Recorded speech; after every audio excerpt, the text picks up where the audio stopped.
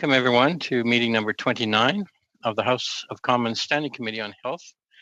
Pursuant to the order of reference of May 26, 2020, the committee is resuming its briefing on the Canadian response to the outbreak of the coronavirus.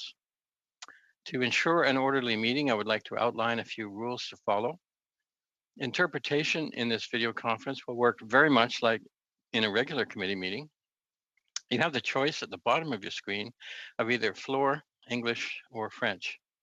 As you are speaking, if you plan to alternate from one language to the other, you will need to also switch the interpretation channel so that it aligns with the language you are speaking. You may want to allow for a short pause when switching languages. Before speaking, please wait until I recognize you by name, except during questions, the questioners will indicate to whom a given question is directed. When you are ready to speak, you can click on the microphone icon to activate your mic. A reminder that all comments by members and witnesses should be addressed through the chair. And when you are not speaking, your mic should be on mute. So I'd like to welcome our first panel of witnesses. We have from Transport Canada, we have Mr. Kevin Brosseau, Assistant Deputy Minister, Safety and Security. We have Mr. Lawrence Hanson, Assistant Deputy Minister, Policy. We have Ms. Wendy Nixon, Director General, Aviation and Security. And we have Mr.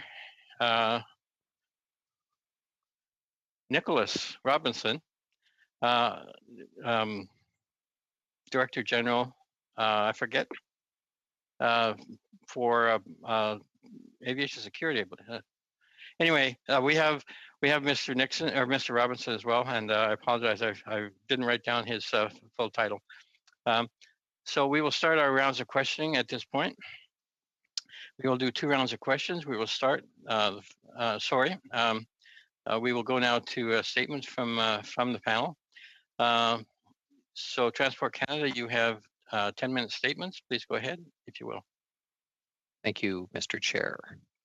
My name is Kevin Brosseau. I'm the Assistant Deputy Minister of Safety and Security at Transport Canada, as you mentioned.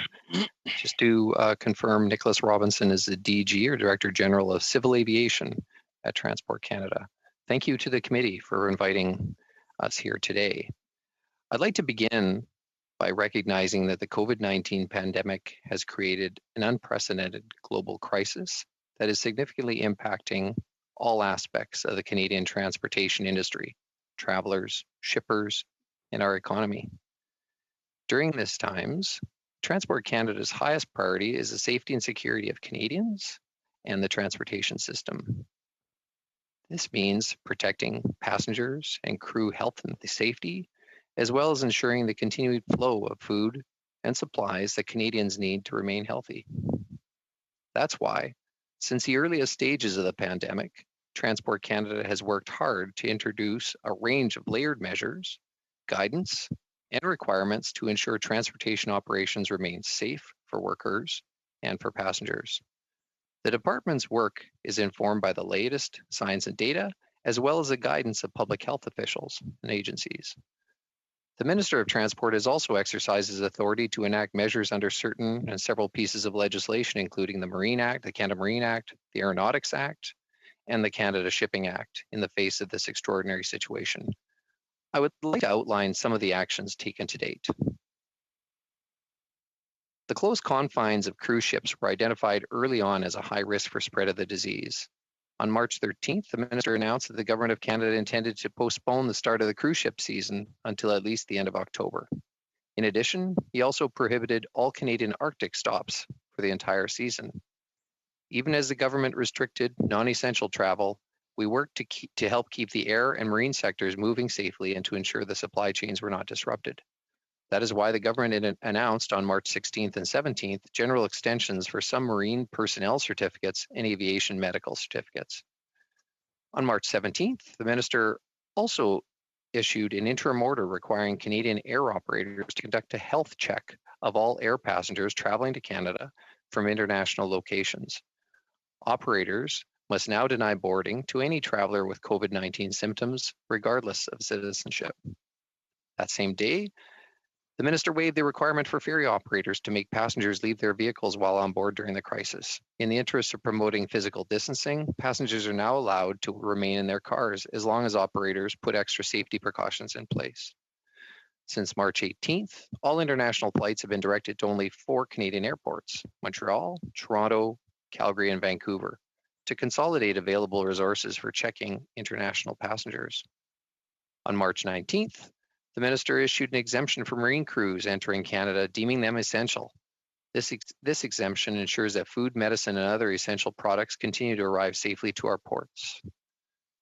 On the 21st of March, the Prime Minister announced the Government of Canada was working with Canadian airlines and foreign governments to provide access to commercial flights for thousands of Canadian travelers who wanted to return home and were faced with challenging circumstances abroad.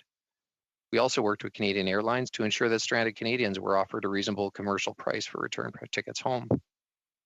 In late March, the Minister of Transport took a further step to contain the spread of the virus by requiring all air operators and intercity passenger rail companies to conduct a health check of travelers. They must perform this check on travelers before they board a flight or intercity train in Canada and deny boarding to those with visible signs of the illness. In early April, Transport Canada introduced guidelines to help keep commercial vehicle drivers safe as they carry out their essential work. The department worked with other federal departments, industry representatives, and unions to develop the guidelines. A few days later, the department issued guidance allowing commercial drivers to move freely across provincial and territorial borders. On April 5th, several mandatory requirements for commercial marine vessels carrying more than 12 passengers were introduced. Among other changes, these operators were prohibited from engaging in non-essential activities such as tourism or recreation. And these measures were updated at the end of May. The minister also prohibited Canadian cruise ships from mooring, navigating, or transiting in Canadian Arctic waters. Any foreign passenger vessel wishing to enter Canadian Arctic waters must first obtain permission and agree to conditions to protect marine personnel and local communities.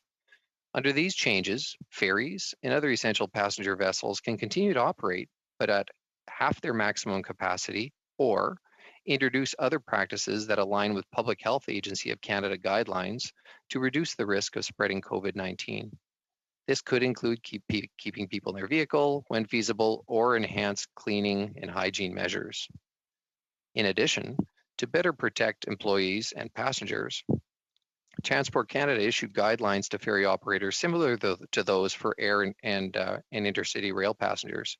Ferry operators must now screen passengers for signs of COVID-19 before boarding and deny boarding to anybody who's showing signs of the illness. As I mentioned, the safety and security of Canadians and the transportation system remains our top priority. That's why, effective April 20th, it was announced that all air travelers must wear a non-medical mask or face covering over their mouth and nose when going through security, when boarding, and when on the plane when physical distancing guidelines cannot be maintained. Air passengers on flights to or from Canadian airports must show that they have the necessary non-medical mask or face covering at boarding, or they will not be allowed to board the plane. In addition, we have encouraged anyone traveling by train, boat, bus, or ferry to also wear a face covering whenever possible. Further, the operators of ferries and essential passenger vessels now provide public messaging to travelers about the need for a face covering during their journey. This messaging stresses the need for passengers to use them to cover their mouth and nose when they cannot maintain the physical distance from others. In May, the Minister of Transport extended the prohibition of cruise ships with overnight accommodations for more than 100 people until October 31st, 2020. Those with no overnight accommodations and those that carry fewer than 100 people overnight are deferred until at least July 1st of this year. Earlier this month, the Minister also announced the expansion of the requirements for the use of face coverings for workers and others involved in the transportation sector. And as at the end of June, the air operators will be required to conduct temperature screenings at the point of departure for all passengers on international flights entering Canada. This will apply regardless of the passenger's point of origin. At the end of July, the Canadian Air Transportation Security Authority will also be responsible for screening passengers' temperatures as part of the departure procedures for domestic, transborder, and international flights. It will also check the temperatures of airport and aviation personnel before they enter the restricted area of airports to help maintain a healthy and safe space for travelers and workers alike. We acknowledge and realize the transportation system is vital for the restart of our economy and for the quality of life. It is vital for our safety and security. As the situation continues to evolve, Transport Canada is working closely with other levels of government and with senior transportation sector representatives to tailor our approach to protecting Canadians. We communicate daily with representatives from across federal, provincial, and territorial government departments and agencies, from the private sector and labor organizations, as well as from Indigenous communities. On behalf of Transport Canada, I'd like to take a moment to recognize and thank workers across the transportation sector. In the face of challenges, they are keeping people and goods moving, ensuring that our country remains safe for all of us. Transport Canada employees, also on the ground, inspectors, and many others who are so very critical for keeping supplies to people and sustaining the Canadian economy. We appreciate all their efforts, and they continue to work with us and for all Canadians. My colleagues and I would be happy to answer any of your questions. Thank you. Thank you, Mr. Brosseau. Now we will start our rounds of questions. We will do 2 rounds of questions. We will start with Mr. Doherty. Mr. Doherty, please go ahead. You have 6 minutes, please. Thank you, Mr. Chair, and thank you to our guests for being here today. Wherever possible, please keep your answers brief. We have a lot of questions that we'd like to go through. I do appreciate you all being here today. Mr. Brosseau, in terms of Canada's early response to the COVID pandemic, how reliant was Canada on the advice, recommendation, or direction from the World Health Organization? Canada relied significantly on advice from a number of organizations, Mr. Chair, including the International Civil Aviation Organization and others. Okay. The WHO, no doubt, factored prominently in our advice or conversations with the Public Health Agency of Canada. Why then was it in January 24th, the WHO advisory, where they did advise countries to implement temperature screening at first ports of entry, to focus on early screening at first ports of entry, and to quote, the risk of importation of disease is greatly reduced if temperature screening is implemented at the first port of entry and associated with early detection of symptomatic passengers and the referral for medical follow-up. Why was it then that Canada refused to actually implement temperature screening at this point and waited months to be able to implement that emergency measure? Yeah, Mr. Chair, that question also would be, I think, relevant to the Public Health Agency of Canada. We wanted to, as the science evolved and as the evidence evolved over time, we believe that taking the measure when we did was appropriate for the aviation sector at that time. Mr. Chair, through you, Mr. Brosseau, would you be able to table with this committee at your earliest convenience any science or relevant reports that show that temperature screening was effective, and when Transport Canada received that? Mr. Brosseau, could you move your mic up just a little bit? How about that? I think that's a bit too far. Maybe about there. Okay. Was that a yes or no? Sorry. That's a yes. Thank you. Mr. Brosseau, looking back, would you agree that our borders should have been closed earlier than March 18th? Yes or no? My personal opinion, Mr. Chair, is less relevant and not responsible for opening or closing the borders. But given the knowledge that we had at that time, countries that were closer to the epicenter of the disease, South Korea, Japan, Taiwan, took more extreme measures in the month of January, and subsequently have weathered the COVID storm better than Canada. Would you not agree with me that if Canada had taken more extreme measures at that time, Canada may have fared better? Transport Canada, Mr. Chair, took a number of measures. I outlined a number of them. In terms of the border, I would suggest that question be better directed to another government department. Mr. Chair, Conservatives have raised the issue of temperature checks at airports numerous times. Till recently, the Liberals dismissed our concerns, insisted they supported the science. on June 12th, Transport Canada totally reversed its position and will now implement temperature screening at the device or at the airports. Not only that, but have asked frontline personnel to all don masks throughout our aviation sector. At any point, has the Government of Canada provided this PPE or any of the medical devices, testing devices for our aviation partners?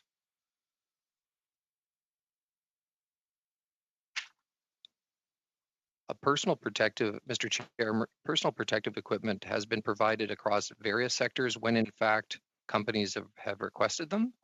In terms of the other devices, Mr. Chair, I don't believe that's the case, but let me turn it over to any of my colleagues who may have a more precise answer, if that's correct, if that's okay, Mr. Chair.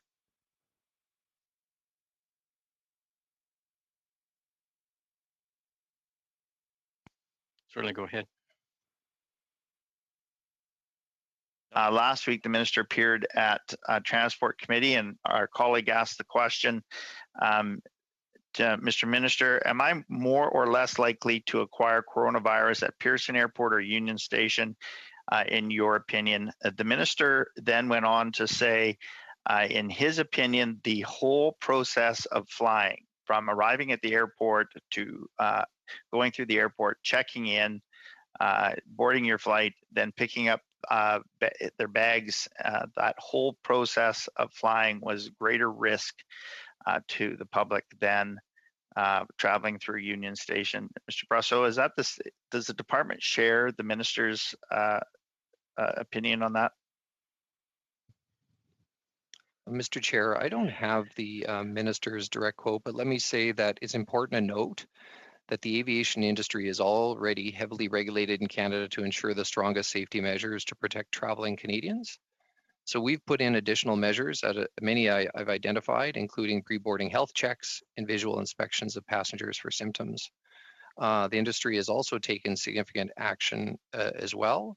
So the measures are aligned with international advice and practices that have been recommended as the pandemic has evolved, including the recommendations by the WHO and the International Civil Aviation Organization. The measures in place offer comparable or better protection to doing any other activity outside of the home. So I think the risk is diminished with air travel as adhering to these measures is compulsory. How much more time do I have? No, you're fresh out. Thank you. Okay, thanks. We go now to Mr. Fisher. Mr. Fisher, please go ahead. 6 minutes. Thank you very much, Mr. Chair, and thank you very much to the officials here from Transport Canada today. I guess for anyone on the panel, can you tell me how your department has engaged with the airline industry when it comes to the restrictions and to the guidelines that the department has put out? Mr. Chair, I'll start with that answer, and then any of my colleagues may wish to provide additional information. So, Mr. Chair, since the beginning of the pandemic, we have made stakeholder engagement a critical component of our response strategy.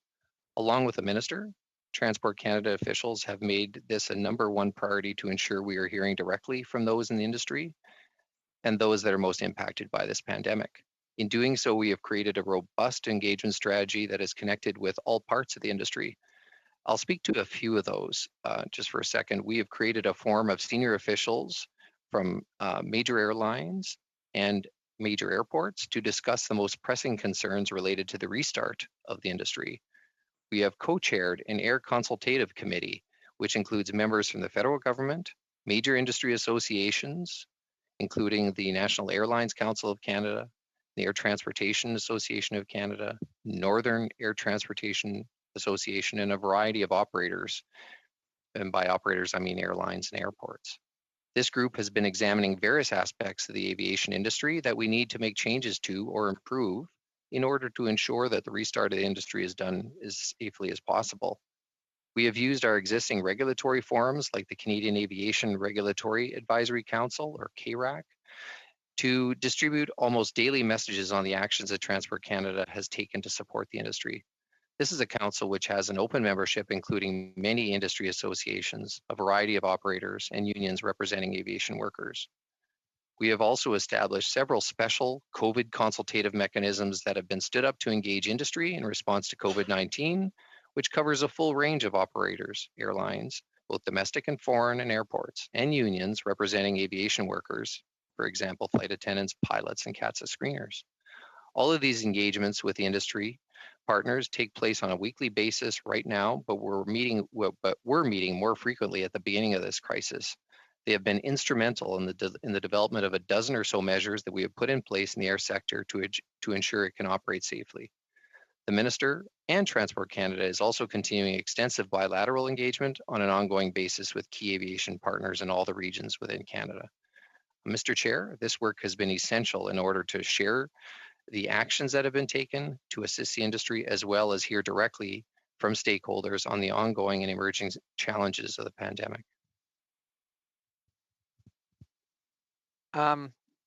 So we talk about how the pandemic, how COVID-19 has been evolving and the knowledge of how it's been evolving. What do we now know about the role of air travel in spreading COVID?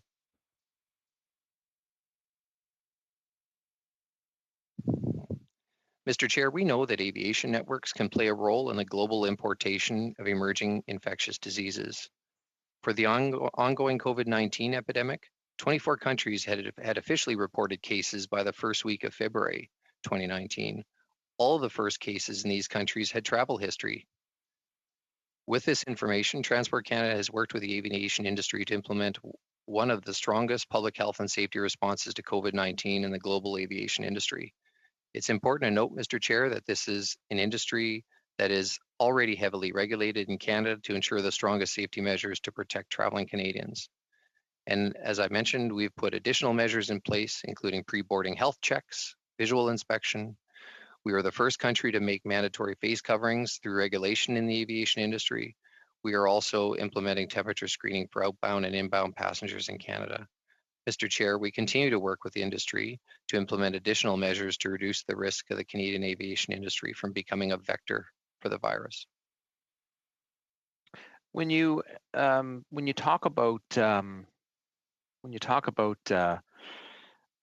data and science, and you use that in your opening remarks, how the things that Transport Canada has done have been based on science and data.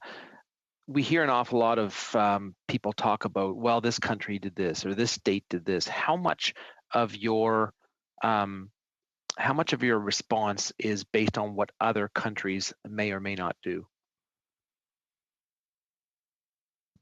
Thank you. Mr. Chair, I would say that what global best practices that are underway have a significant impact in shaping our response, our Canadian response. For the aviation sector in particular, the best practices that have been identified either through the European Aviation Agency or the International Civil Aviation Organization have played a significant role in creating a baseline through which our measures can be assessed and implemented. What's the status of train travel right now for passengers, Canada? Guess that would depend on a lot of the provincial regulations, province to province.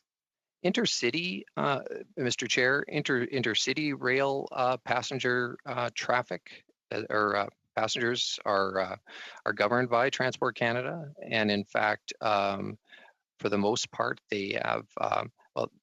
VIA just announced that passengers will be wearing masks. We also put in mandatory health checks, so questions being asked of all rail passengers before they take a train in Canada, and that was put in some time ago to ensure that no one who exhibited the symptoms of COVID was permitted to travel. Thank you, Mr. Fisher. Thank you, Mr. Chair. We go now to Mr. Thériault. Monsieur Thériault, allez-y, 6 minutes. Go ahead, you have 6 minutes, please. Thank you, Mr. Chair. My first question deals with air transportation. In Europe, in the States, most countries have taken measures to force air carriers state assistance is dependent on refunding their clients who have canceled tickets. So the minister has said that if they had to refund passengers, they would not be able to survive. It's been done in France and other countries already. Why don't you force air carriers to refund passengers so that they get access to federal assistance? First question. And go ahead.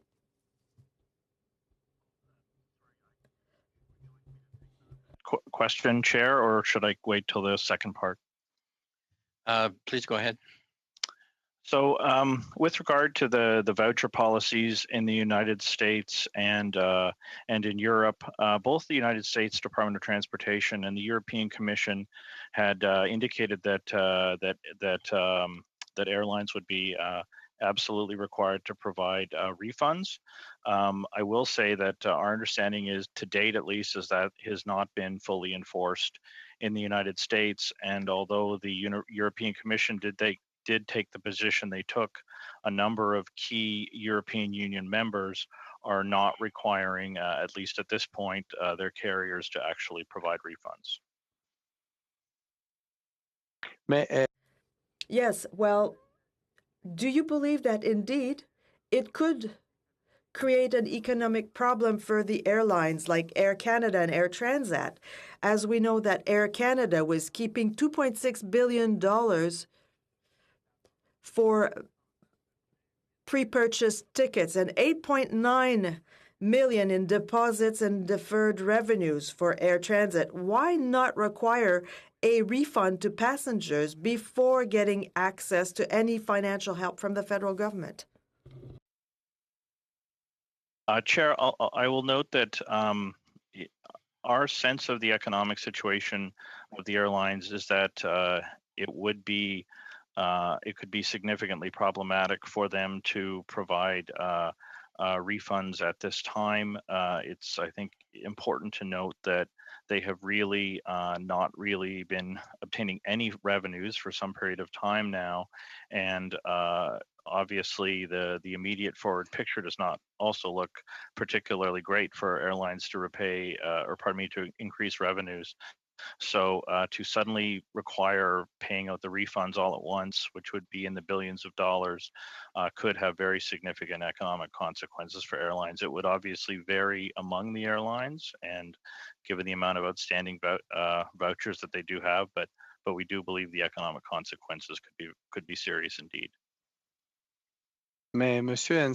Yes, but Mr. Hansen, have you seen the books of those companies to say that you have an exact idea of the impact that it could have on them? And what do you believe of the impact that it has on consumers who don't have $2.6 billion in their pockets to use in whichever way they want? This money is not Air Canada's money. It belongs to consumers, to clients who did not get the service they paid for.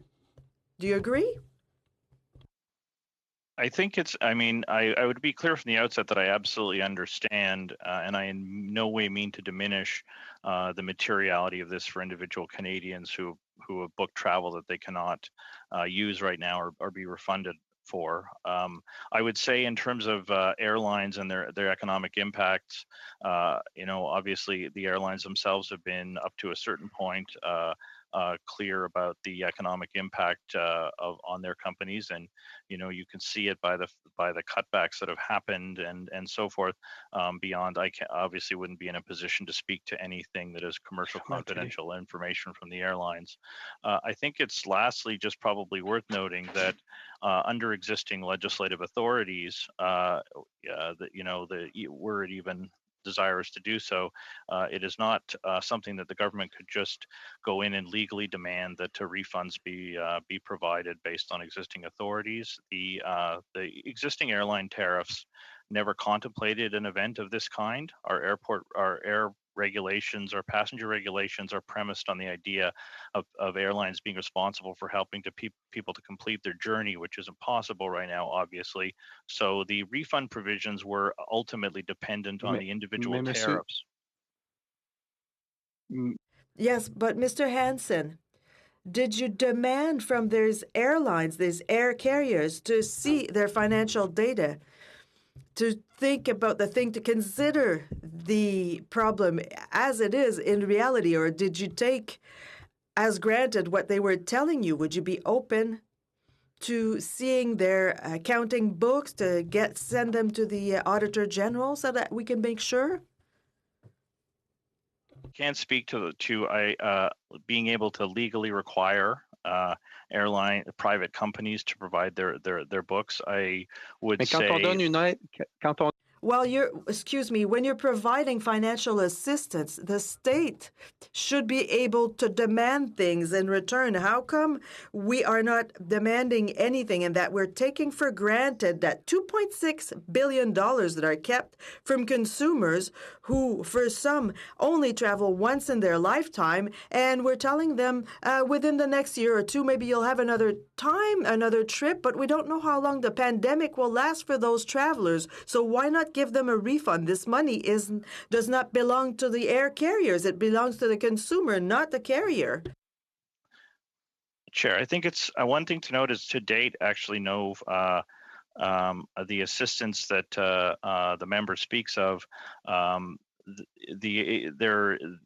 So, for example, the a large employer emergency facility financing.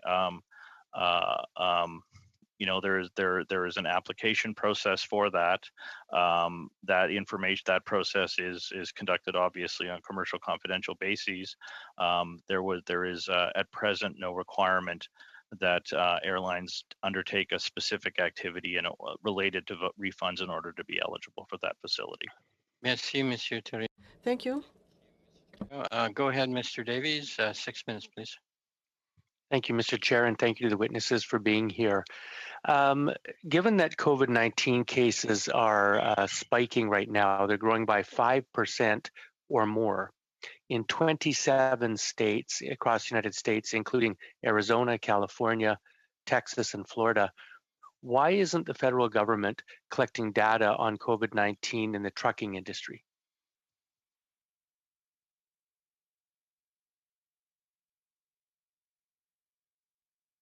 Mr. Brasso? Yeah, thank you for that question. Mr. Chair. I'll say that we work very closely with the Canadian Transportation Association and other trucking organizations to be able to do what we can to ensure that the truckers, the essential workers that are carrying goods cross-border are in fact kept safe. And in fact, that work includes regular conversations with them associated with what issues they are facing, including being exposed to COVID-19.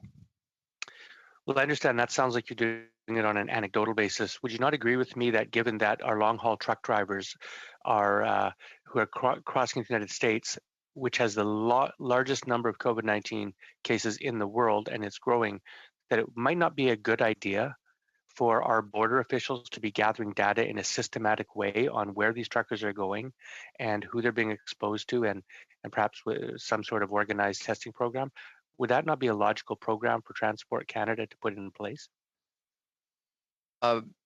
Again, Mr. Chair, I think the constant dialogue that we have with truckers, whether border agents or border agencies carry out that work, I think that I would leave that question to the CBSA, but we definitely have that ongoing work. And we also work closely with provinces and territories to gather data and populate the National Collision Database, for example. I think that's an important piece to identify as well.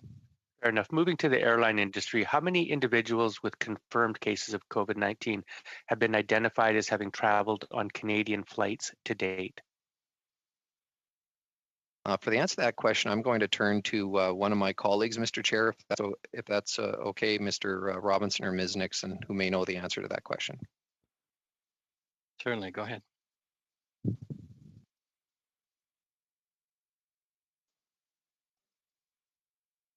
Ms. Nixon, you're on mute. Hi, sorry about that, Mr. Chair. The number of active cases is actually tracked by Public Health Agency as part of the tracking that CBSA does in border crossings. So as people arrive and depart, we do get notified. It is not a significant number in the recent weeks because of the travel volumes being so diminished, but they are the ones that track that. And I'd be happy to follow up with some additional information on the number of cases afterwards. Merci. Thank you, Ms. Nixon. Mr. Brasso, are rail passengers required to wear non-medical masks or face coverings? They are not required, Mr. Chair, to wear masks at this time. Okay.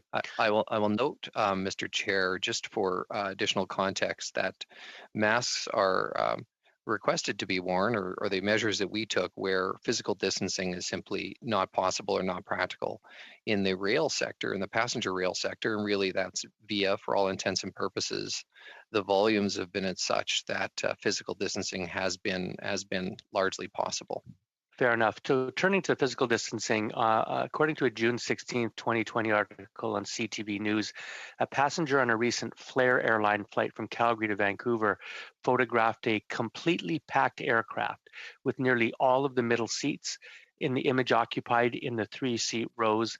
And they shared that picture. And the CEO of Flair Airlines said that the passengers on the aircraft chose not to pay a premium to leave the seat next to them unoccupied.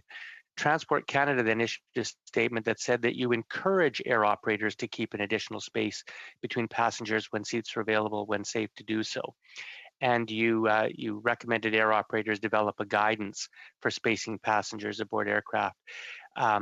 Why aren't airlines required to leave space between passengers aboard aircraft in order to maintain physical distancing? Why are you allowing airlines to put passengers within the 6-foot barrier that public health officers are telling us must be maintained to stay safe? Thank you, Mr. Chair, for that question. I'll start an answer, and then I'll turn it over to one of my colleagues who have been working very closely with the sector on exactly these type of issues. I'll say that it's clearly recognized that on an airplane, physical distancing is a challenge. And consequently, that's why we put measures in place, for instance, like the questions, the symptomatic screening questions and the observations, as well as the mandatory use of face coverings or face masks on the airplane where that physical distancing isn't possible. We've approached this and provided a layering process and system where measures actually build on each other, and that there's not one individual measure that stand on its own, but that number of measures have to work in concert to be able to ensure or minimize the risk of transmission of the virus during flight. We're actually currently working with the aviation sector in developing a guidance document that is all-encompassing and that will use, for instance, the ICAO, or the International Civil Aviation Organization, as a baseline standard for best practices in the aviation sector. Mr. Brasso, thank you, Mr. Davies. Mr. Brasso, if I might, Dr. Tam has stated that masks are no substitute. Oh, pardon me. I'm sorry, Mr. Chair, I didn't hear you. Yeah, no worries. We go now to, so that ends round one. We'll start round two at this point with Dr. Kitchen. Dr. Kitchen, please go ahead. You have 5 minutes. Thank you, Mr. Chair, and thank you everybody for being here today. It's greatly appreciated. Mr. Brasso, thank you very much for your presentation, and it's brought some questions to my mind just very quickly. You talked about health checks and about people observing visible signs of illness. And I guess my question to you is, what mandatory steps are you taking, Transport Canada, to ensure that people that are taking these health checks are A, qualified, and B, that information collected is continued and kept private? Thank you, Mr. Chair, for that question. I'll start off the answer and then I'll turn it over to my colleague, Ms. Nixon.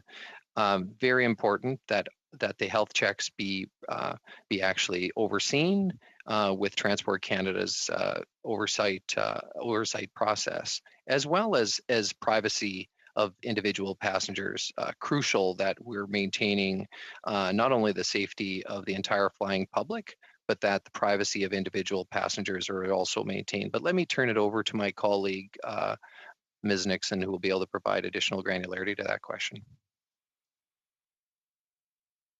Thank you for that, Mr. Chair. Just to add to Kevin's response, the set of questions that airlines are asked to do rely on, it's actually an awareness or a communication factor with passengers to promote the fact that they should be looking for COVID symptoms, especially in the early days of travel, to make them understand the three main signs of COVID. And this was based on advice from public health agency colleagues, as well as our civil aviation medicine group.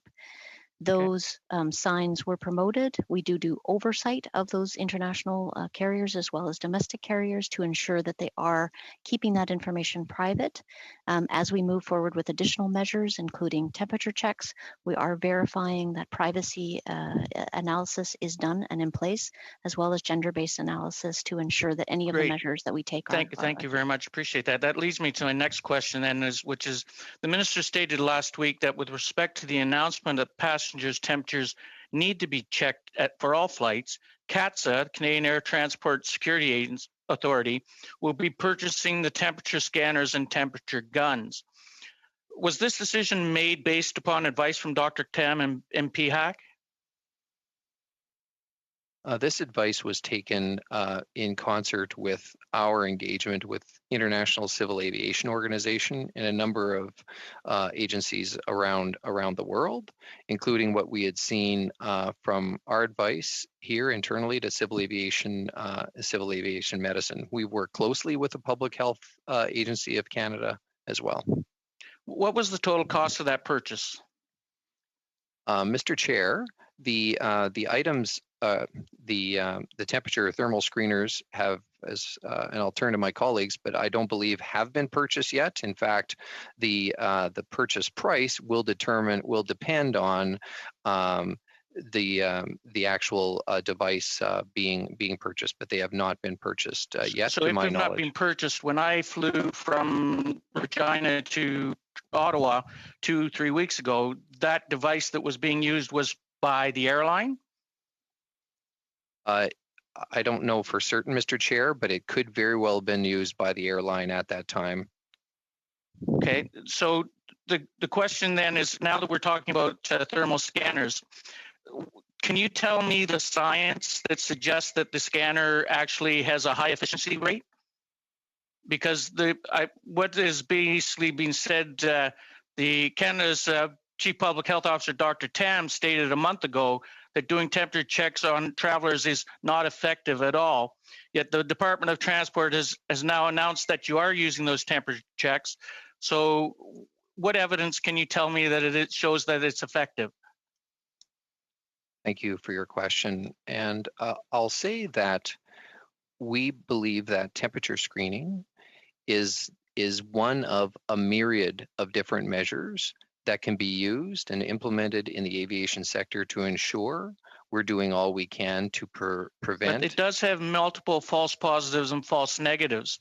If the machine isn't held properly, if it's too close, if it's too far away, if it hasn't been screened, it hasn't been cleaned, if someone comes in that's been sweating, or someone comes in from a vehicle that they've been sitting in an air conditioner vehicle, totally false. We get multiple false positives and false negatives. So I'm I guess asking, where's the evidence, and can you provide that for us?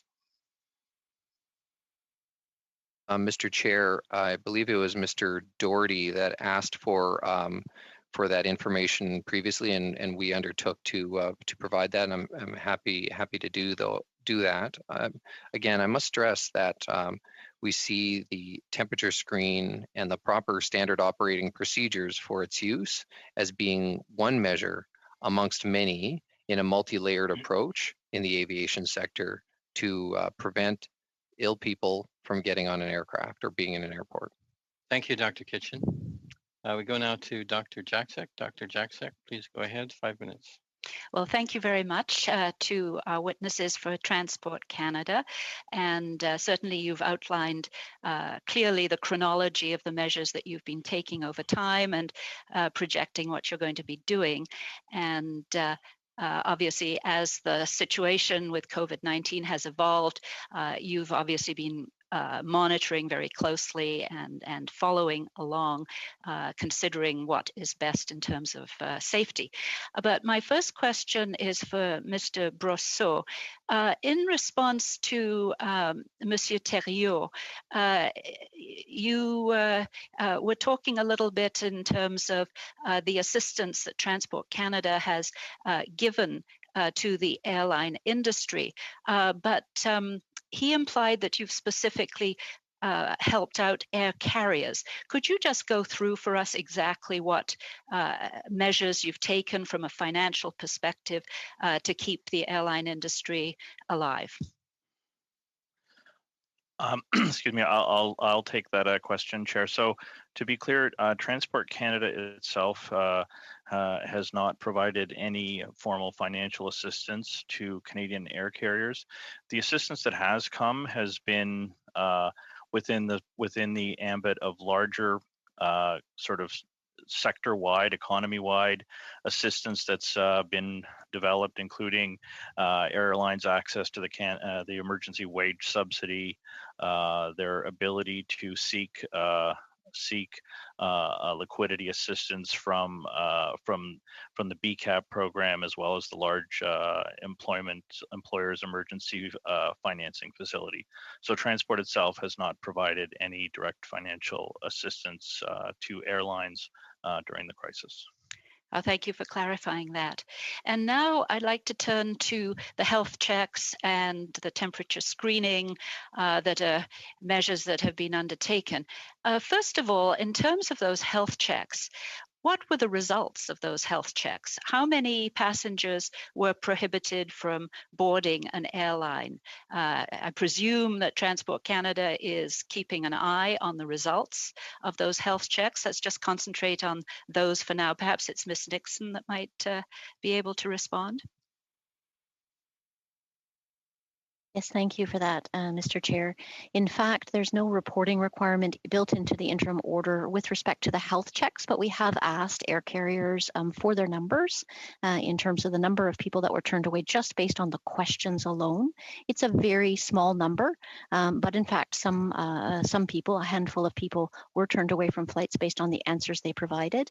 Some of this was because of communication and people not understanding the requirements for transiting, or people that were subject to, for example, provincial health orders, and we're trying to fly home, but it's very small numbers from what we hear from the carriers. Thank you for that.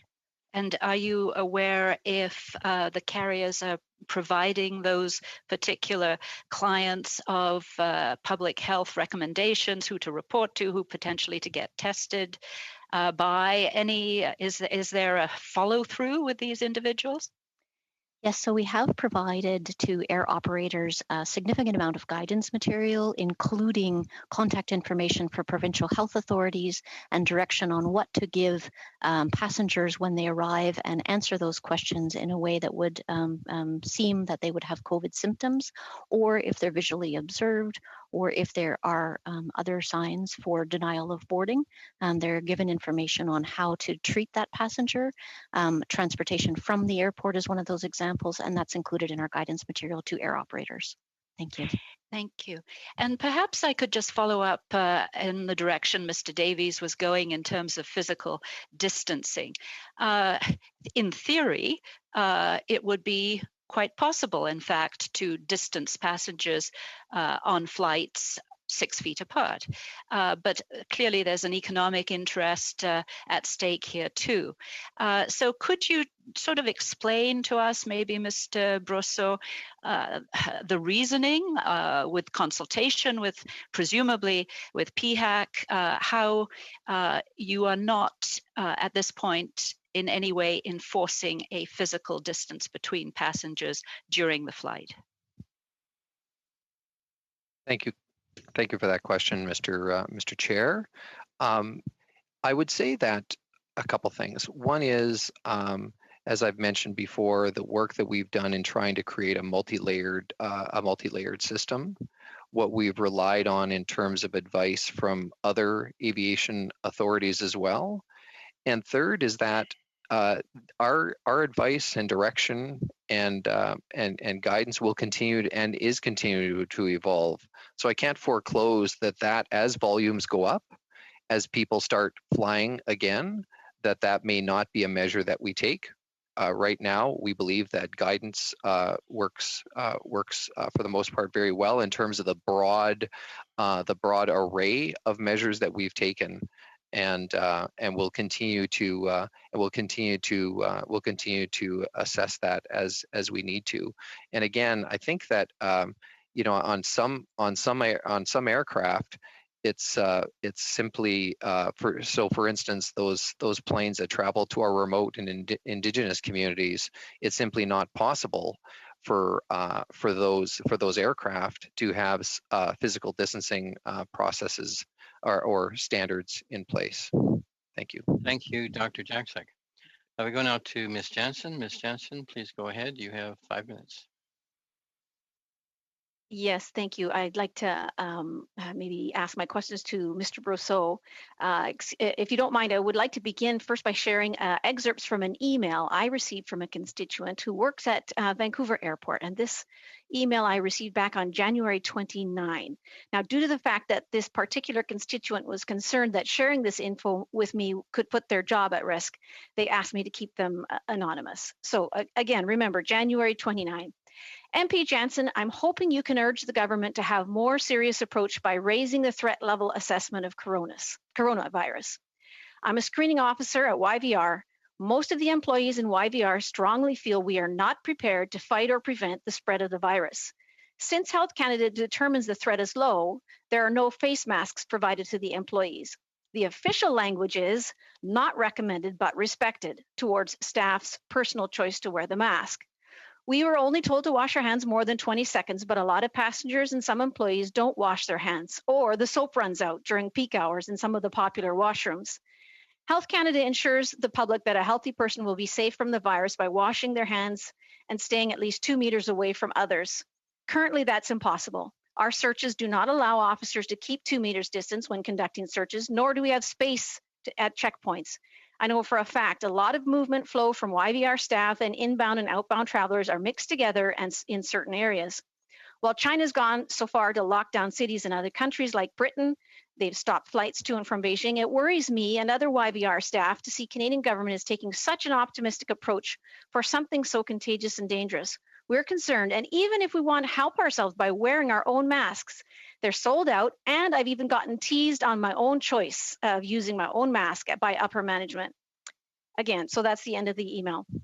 It was sent to me on January 29, and we brought these concerns to the Health Committee immediately, and yet there was extreme delays before any of these concerns were properly addressed. Why was everyone so scared to take extra precautions? What could possibly have been the harm? And that's for Mr. Brosseau. Thank you, Mr. Chair, for that question. That is a powerful email you read, and I know I had similar discussions with my family in the end of January as well. We worked very closely with Labour Canada, Health Canada, and with labor unions to assess through all those lenses that you've identified in terms of what the situation is for workers, for key transportation workers in Canada, and in fact have put in a number of measures since the end of January, recognizing the evolving nature of the advice as well as the evolving nature of the disease in this country. So with due respect, I think we need to face the fact that these delays in decisions allowing people to wear masks or even recommending and closing the borders seriously impacted the health of Canadians and the spread of this coronavirus. Had we listened to the concerns regular Canadians like my constituent were raising right in the beginning, we could have fared much better. Were anyone on your team, yourself or on your team, being pressured to keep employees from using PPE because perhaps supplies were short and our national stockpile was non-existent? Thank you for that. Thank you for that question. There was never a situation where any of us never felt pressured. It was about trying to provide the best advice through task hazard analyses and in working with the labor program and with provinces and territories, and ensuring that employees were provided the best personal protective equipment that they would have. So I have a quick question then. Would you agree that it was reasonable for employees to be able to wear PPE without fear of discipline by their superior officers? Thank you, Mr. Chair. That's a difficult question for me to answer. I really don't know about what kind of disciplinary processes an individual employer would have. Well, even just the mocking. I mean, the poor guy was mocked for wanting to wear a mask to work. And what I'm hoping for is that these employees will actually get an apology for the kinds of pressure and stress they were put under there. And they were just simply for wanting to wear a mask and gloves, which was for their own personal safety. I mean, as a free country, they should have been allowed to do that. And obviously, they should have been encouraged as well. But can they expect an apology? Mr. Chair, I think that question is best directed to the employer of these employees. Who, so, but you don't have any connection to the fact that they were being told not to wear masks in general. And I understand that was part of the message that you were giving them. It was generally the case back in January that the guidance and advice was in fact evolving, and we were in fact the first country to mandate face coverings throughout the air journey. On what date was that? Thank you, Ms. Jackson. Sorry, Ms. Jensen. We go now to Mr. Kellaway. Mr. Kellaway, please go ahead. 5 minutes. Thanks, Mr. Chair, and hello to my colleagues. And I want to thank the witnesses today. Last week was National Public Service Week, and taking that into account and the work that the witnesses have done, I really want to thank you. And we had, my office and myself had a lot of questions during this pandemic for Transport Canada, and you've been nothing but helpful during these challenging times. So my question is one I think that'll focus on contrast and compare, and I'll utilize myself as an example in that line of questioning. So before the House adjourned on March 13th, I would travel by plane at least once a week from Sydney, Nova Scotia to Ottawa. And like many things, COVID has made me think twice about the spread of infection. And even when I go to the grocery store, I'm thinking about that. When it's safe for us to return to Ottawa, it's more of a futuristic question here too. How would you compare the risk of traveling via plane to, say, going to the gym or having dinner at a restaurant? And that's open to anyone. Thank you, Mr. Chair. I'll start the answer, and then I'll turn it over to one of my colleagues who are far more proficient. I think it's important to note, Mr. Chair, that the aviation industry, as I mentioned before, but it's heavily regulated in Canada to ensure the strongest safety measures are in place to protect Canadians who are traveling. And during the COVID-19 pandemic, we've put in additional measures in place, including in pre-boarding health checks, as we've discussed, visual inspection of passengers for symptoms. I'm proud to say that we were the first or one of the first countries to make mandatory face coverings through regulation in the aviation industry. So, and the industry as well has taken significant action in airports and aircraft. Mr. Chair, the measures are aligned with international advice and practices that have been recommended as the pandemic has evolved, including the recommendations by International Civil Aviation Organization. But let me turn it over to my colleague, Mr. Robinson, who might be able to provide additional color to you, Mr. Chair. Thank you. Thank you. And Mr. Chair, we've spoken a lot about the measures that Transport Canada has taken in place, but we've also worked directly with industry on the many measures that they also have put in place. We see an industry that has significantly already had very high standards with regards to grooming or cleaning and disinfection of the aircraft. They have gone much higher and put in additional measures with regards to grooming and disinfection of aircraft in between segments. They've looked at the filtration on aircraft and many more advanced aircraft that you see right now, larger commercial aircraft, have HEPA filters on those aircraft, and they've used that and improved ways to filter the air in that aircraft more rapidly to further prevent the spread of the virus. They've put mechanisms. We see airports and air operators putting mechanisms in place to respect that recommendation for physical distancing, to improve their operations and their procedures that they do. So as you travel to Sydney Airport, you see different mechanisms in place. You might see screens in front of your regular check-in operators, more encouragement to check your own bags.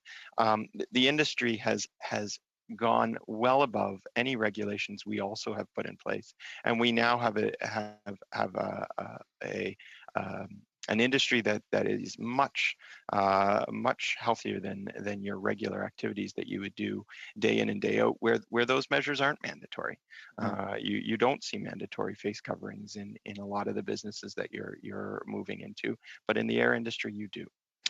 Do you see these measures, ones that you just mentioned, as the new normal, given that we may have a second round of the virus in the fall, and beyond that, who knows? But do you see this as a bit of the new normal?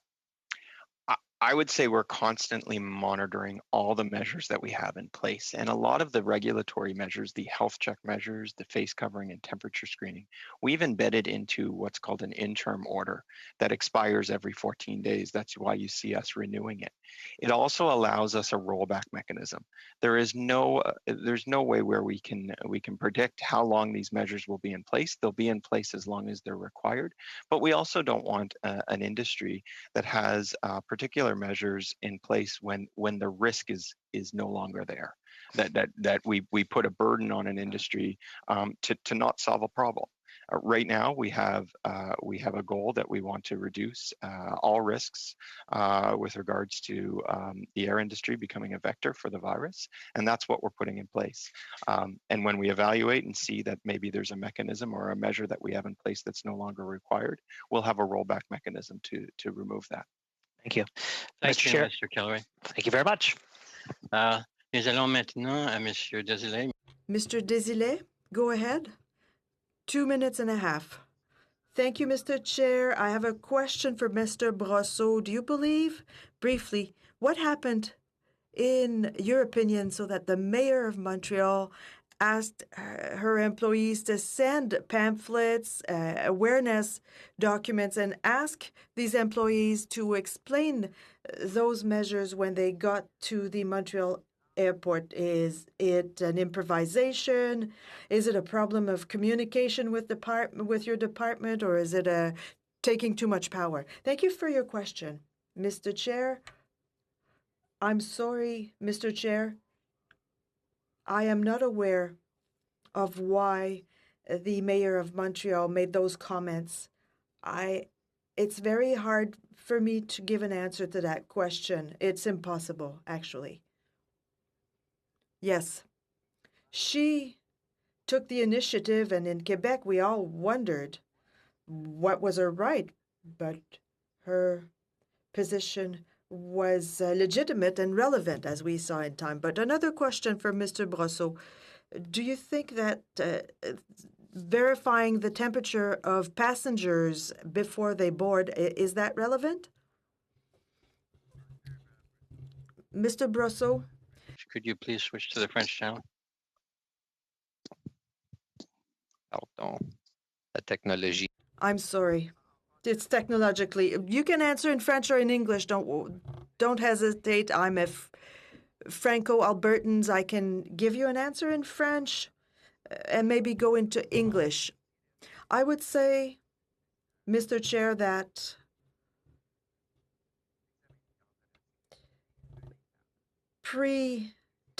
pre-boarding measures of temperature will be one of the measures that will help us to help airlines to make sure that anybody who has symptoms does not board the plane or does not stay in an airport. It's one of the steps, one of the measures amongst others. It's not the only one. Yes, that's an answer. That's a good answer. So how can you explain that Air Canada and WestJet implemented this temperature checking measure? Were they exchanges that you had with them, or they decided to do it independently with their own research? we often speak with the air carriers like WestJet and Air Canada on the measures that they are to take or they are taking.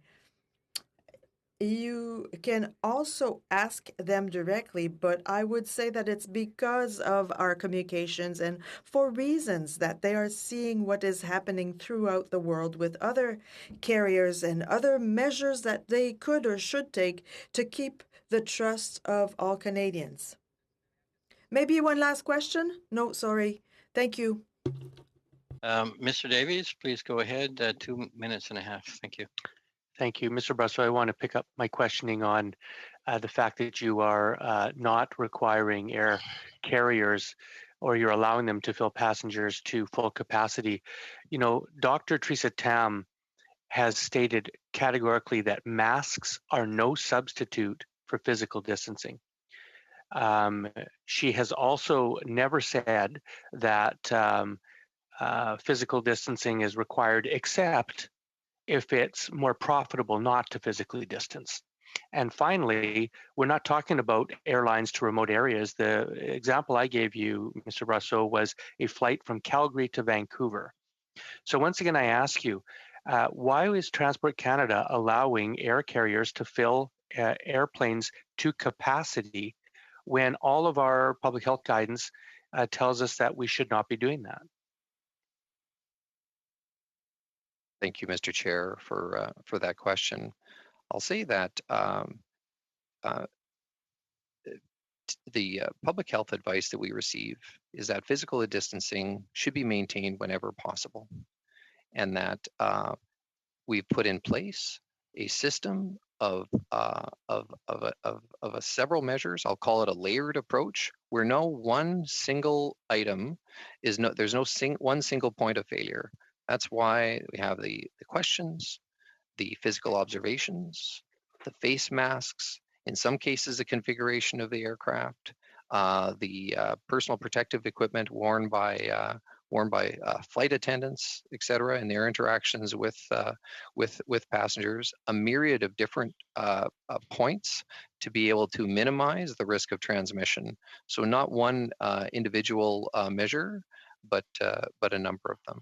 Well, I understand, Mr. Brusso, but would you say that it's not possible then to have physical distancing on an aircraft such as the one that traveled from Calgary to Vancouver?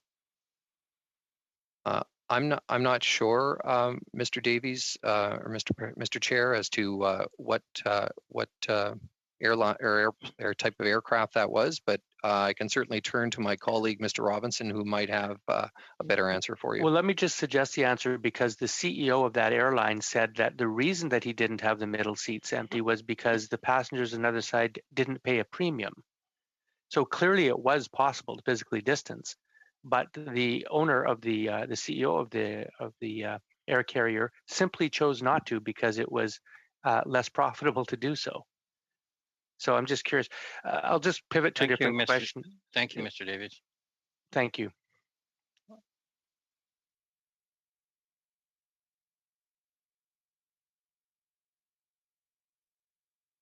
Mr. Chair, I think you're muted. Okay, sometimes that's a good thing. So I'd like to thank all the witnesses for being here and sharing with us all of your expertise and giving of your time to us. Much appreciated. It's very helpful. And with that, we will suspend the meeting as we bring in the second panel. Meeting is suspended.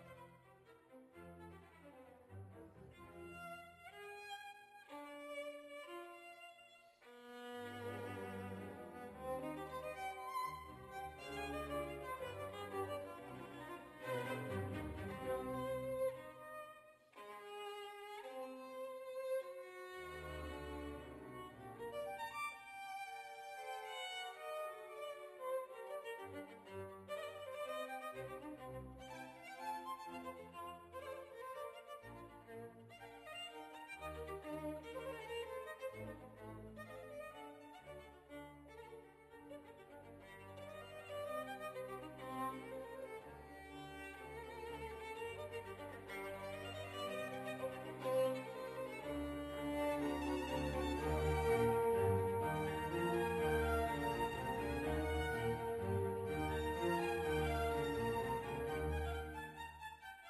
you.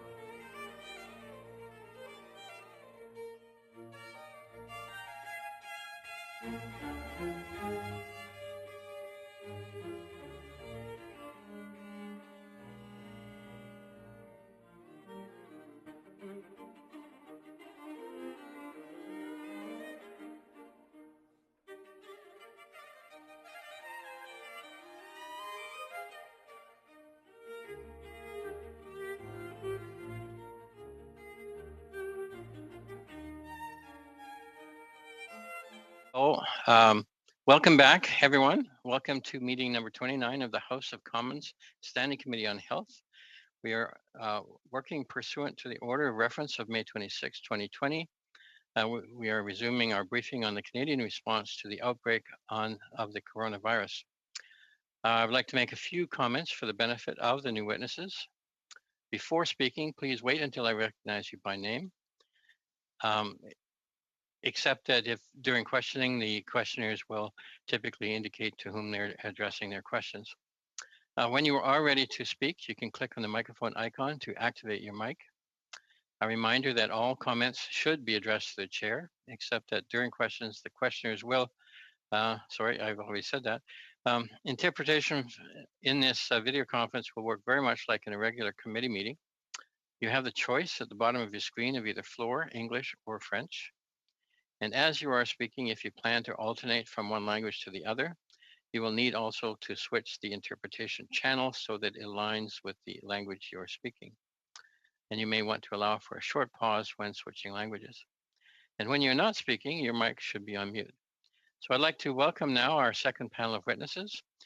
For Air Canada, we have Mr. Ferrio Pugliese, Senior Vice President, Air Canada Express and Government Relations.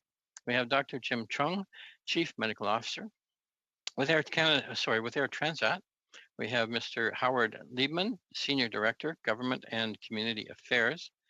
And we have Captain Dave Bordage, Vice President, In-Flight Service and Customer Experience. And from WestJet, we have Jared Mikosh-Gerke, Manager, Aviation Security. Thank you all. We will start with statements. Air Canada, so each group will have a 10-minute statement. Air Canada, we will start with you. Please go ahead. 10 minutes, please.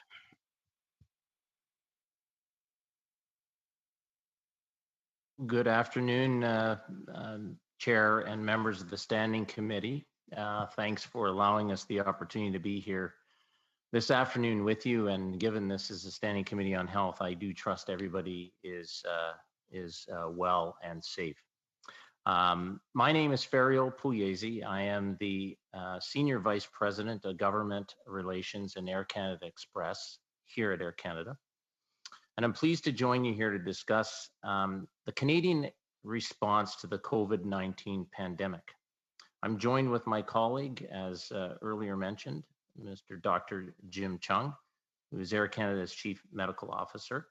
And he and I will try to divide our time here with opening remarks and then obviously be available to answer your questions afterwards. I'll just start with this. I think as we all know, the impact of the pandemic has been unprecedented.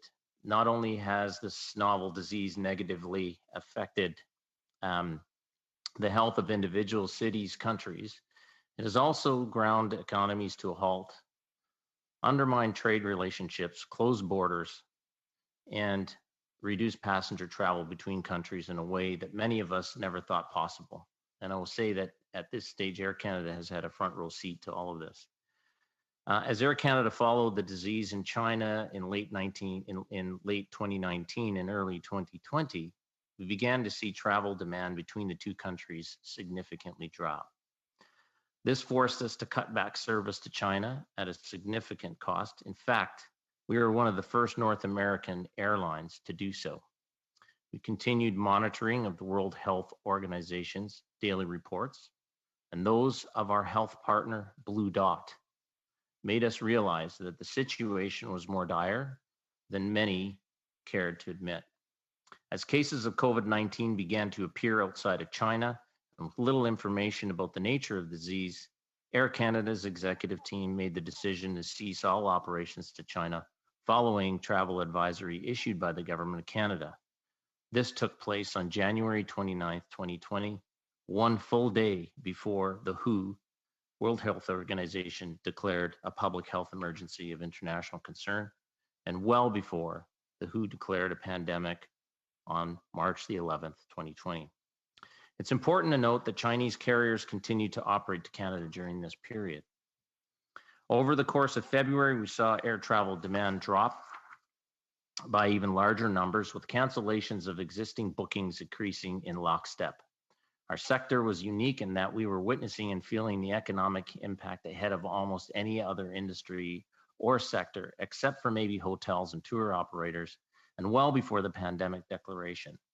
In addition to this fear-induced drop in demand, governments around the world began to impose travel restrictions and border closures that will physically limit travel options.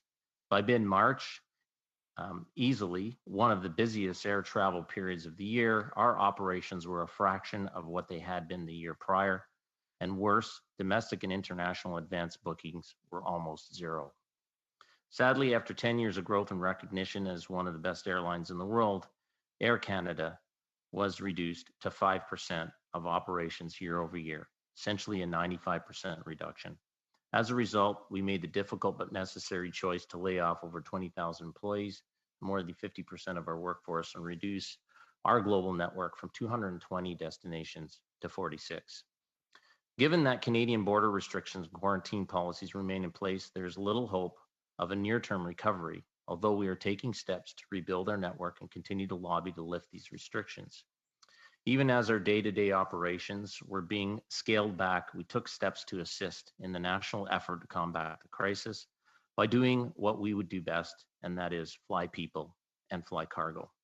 In March and April, we repatriated over 300,000 Canadians in collaboration with Global Affairs Canada through our regularly scheduled flights and specially arranged repatriation flights. In total, we operated 21 dedicated repatriation flights, and our crews deserve our thanks. To quote Minister Champagne, Air Canada played a vital role in bringing thousands of our fellow Canadians home. I want to thank them on the public record for their tireless effort, compassion, dedication, and professionalism during these demanding missions. In addition to repatriating Canadians, Air Canada took steps to scale our cargo operations and assist in strengthening the supply chain in order to secure equipment for the health network. Since the end of March, we have operated more than 1,500 of these cargo-only flights and transported hundreds of tons of medical equipment. It is important to note that cargo also plays a critical role in the global economy and our own national economy. At this stage, Air Canada is now in recovery mode. We're learning how to deal with this disease and are taking steps not only to address COVID-19 concerns, but we're also working with domestic and international partners to ensure that air travel continues to be a safe alternative for travel. In conjunction with World Health Organization's authorities, many countries like France, Germany, Portugal, Japan, Australia are now implementing plans to reopen borders, to bring back trade and tourism for their economies. Air Canada alone contributes $50 billion to the Canadian economy through these activities, to say nothing of the entities in the supply chain. Canada, we believe now, needs to work with stakeholders to urgently take steps to reopen its borders, ease travel restrictions and quarantine requirements, both domestically and internationally, in a very measured and prudent fashion. Otherwise, our sector and the Canadian economy would suffer far longer than it needs to. I will stop my remarks there, and I will turn the floor over now to my colleague, Dr. Jim Chung. Merci. Bonjour tout le monde. Thank you and good afternoon, all. To the opportunity to speak on perhaps the most defining health issue of our lifetimes.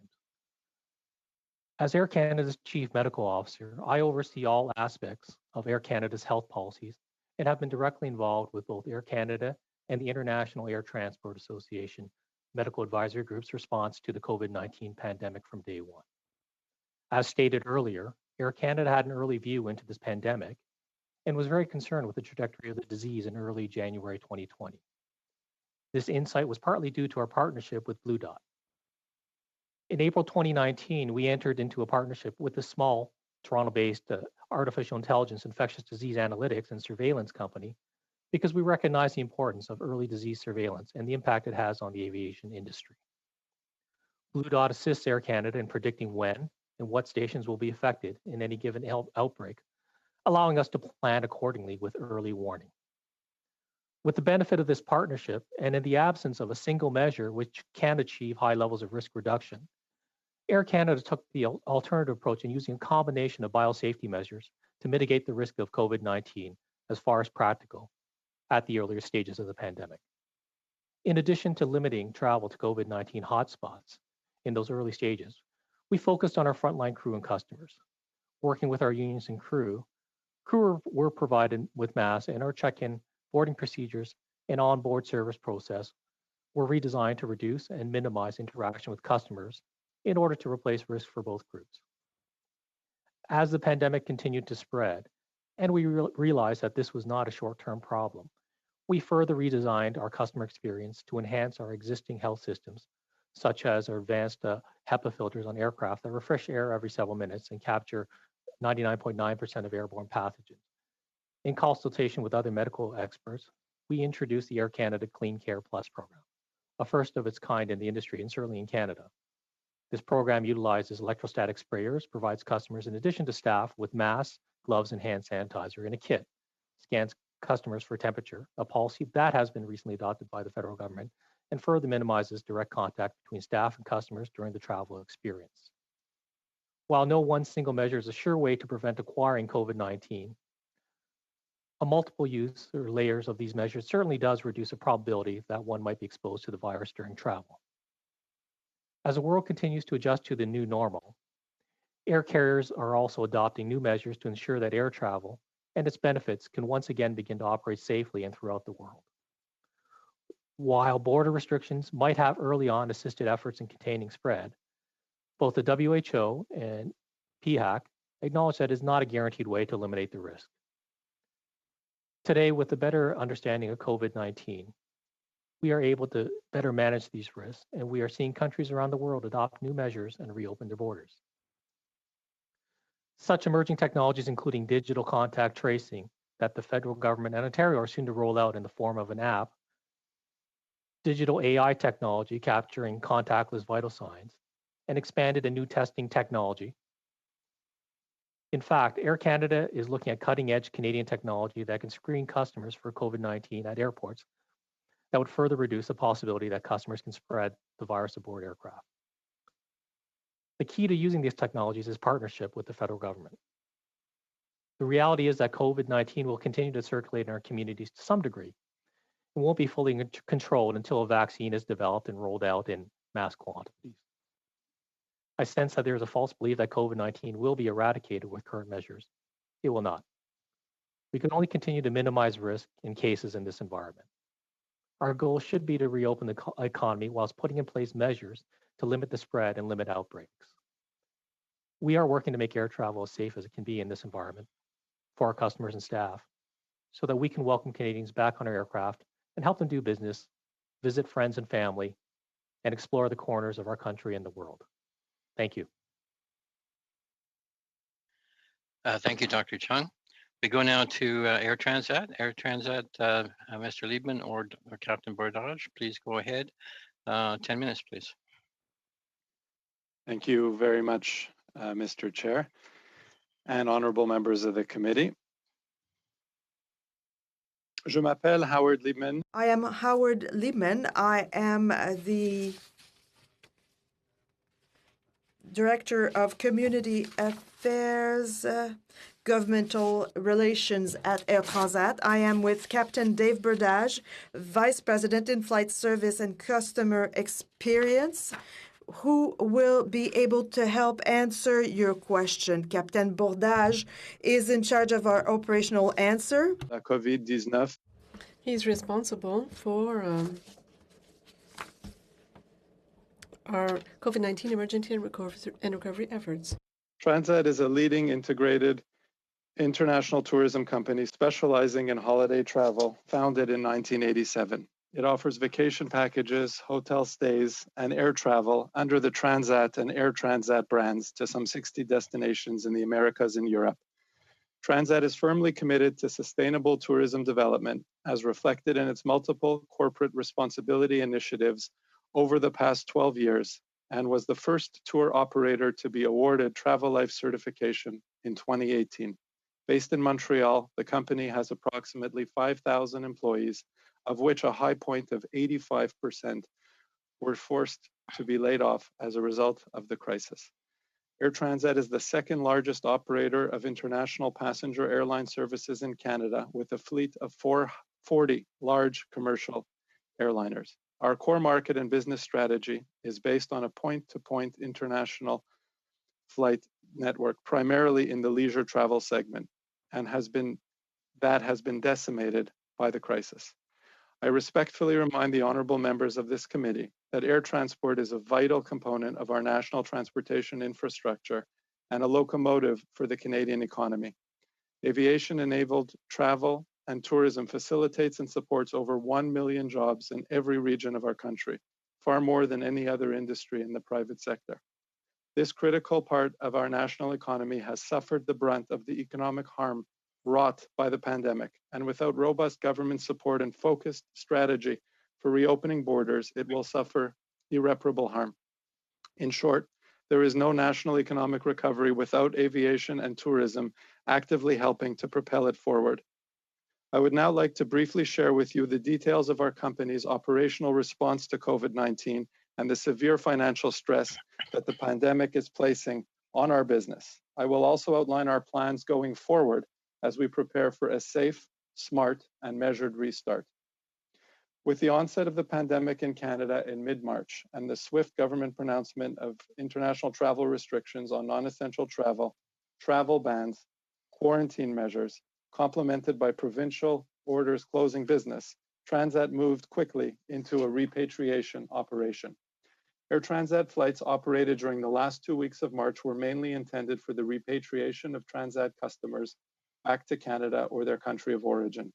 While sales or revenues completely collapsed, we operated hundreds of previously scheduled and special flight segments at a cost of tens of millions of dollars, most of them departing Canada empty, ultimately repatriating some 65,000 clients home in a period of just 2 weeks.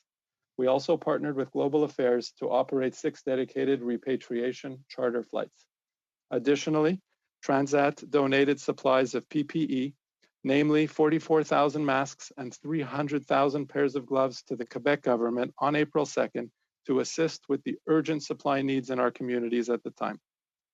Unique among today's panel, Transat suspended all of our flights and operations completely as of April 1 in the face of Canadian and worldwide travel restrictions and border closures to non-essential travel, and the resulting unprecedented revenue collapse and ongoing market uncertainty to preserve our liquidities and protect the long-term viability of our business. Ours is a highly capital and labor-intensive industry, and our commercial planning and strategy were never intentioned to deal with such extreme market conditions. We were certainly not alone in this respect. As a resilient 33-year-old company that has successfully weathered many challenges and storms in the past, we took action. In March, we drew down on a $50 million revolving credit facility. Senior executives and the board have voluntarily reduced compensation from 10 to 20%. The retirement of all of our Airbus A310 aircraft from our fleet occurred in March. As mentioned earlier, 85% of our staff had been laid off. However, on April 16, Transat took advantage of the emergency wage subsidy, which was extended to all of our laid-off staff. And we are actively renegotiating contracts with suppliers and aircraft lessors. As noted, the travel and tourism industry are most directly and severely impacted by the pandemic. Consequently, the UN World Tourism Organization has issued a call on governments and international organizations to include travel and tourism as a priority in recovery plans. In Canada, leading travel and tourism organizations form the Canadian Travel and Tourism Roundtable, now joined by business leaders beyond our industry, that has called on the federal and provincial governments to remove travel restrictions as soon as possible based on established safe restart and recovery protocols. Indeed, the International Civil Aviation Organization recently published the recommendations of a special state working group, which includes Canada, that would serve as a roadmap for its 200 member states for the safe restart of air transportation operations worldwide. These include protocols that seek to maximize biosecurity during all aspects of the airport and air travel experience and minimize the risk of further contagion. Captain Bourdage can provide further details as necessary. The federal government thereafter established an interdepartmental working group of experts led by Transport Canada that is working with industry experts, including Canada's major airlines and airports, to incorporate these recommendations into a national plan. It's imperative that this plan be approved for implementation and that it form the basis of properly risk-managed decisions to be taken regarding the loosening of non-essential travel restrictions and quarantine requirements. Furthermore, we are fully mindful that numerous regions of the world remain problematic in terms of their infection rate trends, and the restart must not be a facilitator for the import of this contagion into our country. This is why many countries are now actively considering the implementation of safe-to-safe air corridors based on mutually recognized and robust national restart strategies, ideally based on the ICAO harmonized principles. We strongly urge the federal government to actively pursue a similar strategy and to immediately initiate bilateral discussions to this end with Canada's key travel country partners that have shown sustained improvement in negative infection trends, including the European Union, the UK, Mexico, other countries of the Caribbean and Latin America that have demonstrated minimal infection rates. Third, it is essential that consideration by Cabinet regarding the removal of non-essential travel restrictions be fully integrated with the lessening of quarantine requirements, especially with safe travel corridor partner countries. Indeed, in the context of restarting and promoting visitor and tourist travel to Canada, it rapidly becomes a moot point if we continue to require self-isolation for discretionary travel. This is a particularly important point for Transat, as mentioned at the outset, as a leisure travel operator. Fourth, leisure travelers will stay home if they do not have access to insurance that could cover COVID-related illness and treatment. Insurance companies in Canada are currently denying such coverage to travelers. Fortunately, it is our understanding from the insurance industry that this can be remedied by reducing or eliminating Canada's Level 3 global travel advisory to avoid all non-essential travel, especially with safe corridor countries. We therefore request Global Affairs Canada to actively undertake and review and adjust their advisories accordingly in conjunction with the above mentioned safe restart and travel corridor strategies. Transat is doing its part corporately as well for health and safety concerns of our customers by creating the Traveler Care, a comprehensive end-to-end program featuring enhanced health and safety measures at all points of contact.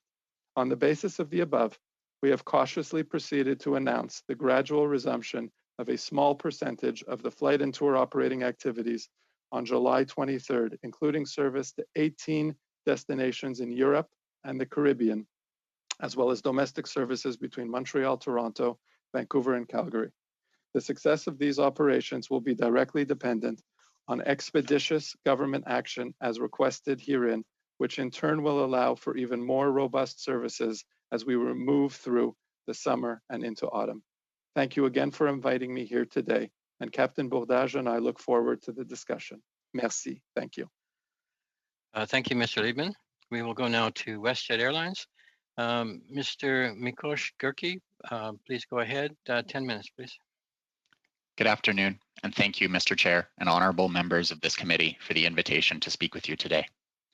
I'm here today to provide the committee with some details on the operational response to COVID-19 and share with you the safety measures which we have implemented for our people and for our guests. My name is Jared McCosh-Kirky, and I'm the Manager of Aviation Security for the WestJet Group of Companies. In my capacity, I serve as a subject matter expert on legislation and regulatory policy across our global network. The COVID-19 crisis has had a devastating effect on the global aviation sector, of which no country or carrier has been immune to. Prior to this crisis, WestJet was 14,000 employees strong, operating 700 plus flights, carrying roughly 70,000 guests per day throughout our growing international network. As of today, we've had to park 2/3 of our fleet. Our workforce has been reduced by 9,000, and we are operating about 100 flights a day, carrying less than 10% the number of guests that we normally would be. We haven't flown a scheduled flight to the United States or international locations since March 23rd. While we believe that we have now entered what we are calling the stability phase of this crisis, we don't anticipate a true recovery to pre-COVID levels until 2022. Later in my comments, I hope to impart some considerations for the committee on how we can collectively work together on recovery efforts. What has been highlighted by this crisis, however, is the steadfast reminder that commercial aviation is an essential service and a crucial element of critical infrastructure, which is now, more than ever, important for the transportation of critical workers and goods. While we are operating a reduced schedule, we have remained committed to serving every market in Canada that we did prior to this crisis, and we have increased our cargo capacity to transport critical medical goods and PPE.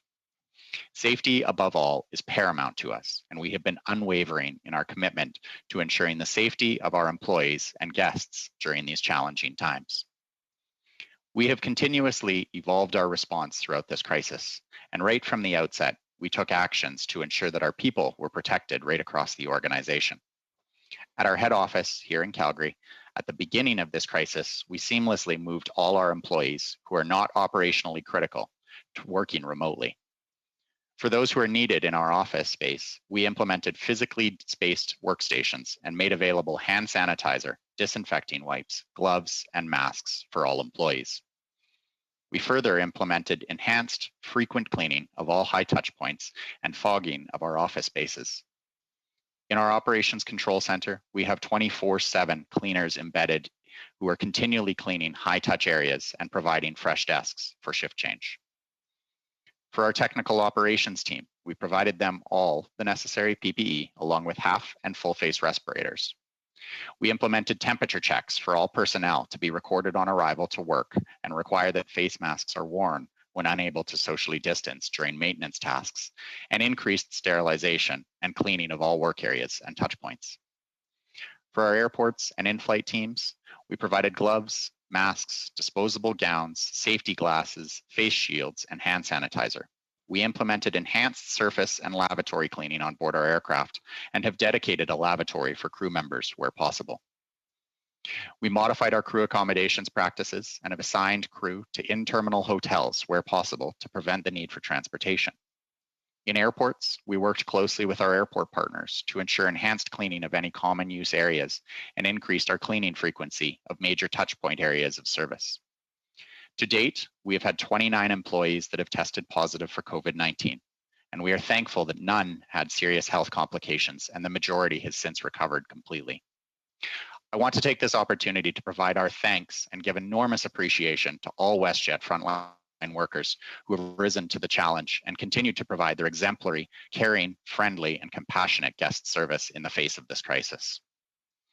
For our guests, we recognized right away that it is critical that we make sure they feel safe when traveling with us. Regardless of why our guests are flying, whether it be that they are reporting for work as needed or to be with a sick loved one, we exceeded the health measures recommended and on our own accord implemented a very rigorous and consistent approach to their health and safety. We worked collaboratively with Transport Canada on the quick implementation of all orders in council and emergency orders for the implementation of a health questionnaire and consistent observations of any ill guests, and more recently, the requirement for guests and crew members to wear masks at all times during travel. In addition to these requirements, we implemented seat blocking to provide social distancing on board our aircraft during the most critical months of this crisis. We enhanced the cleaning of our aircraft to include disinfection on all guest contact surfaces and included electrostatic fogging of every aircraft during overnight stops and on long turns in our hub cities. We implemented temperature checks for all guests in alignment with the WHO standards and provided them with disinfectant wipes during boarding to allow them to personally wipe down their areas as they choose. We also modified our food and beverage service to reduce touch points by removing service on short flights and providing guests with individually packaged goods on board for longer flights, and removed all non-essential seatback literature.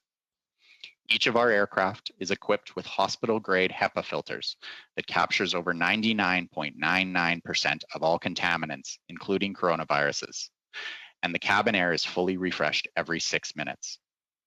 We truly believe that Canadian aviation has led the way internationally in the implementation of an industry-leading biosecurity plan.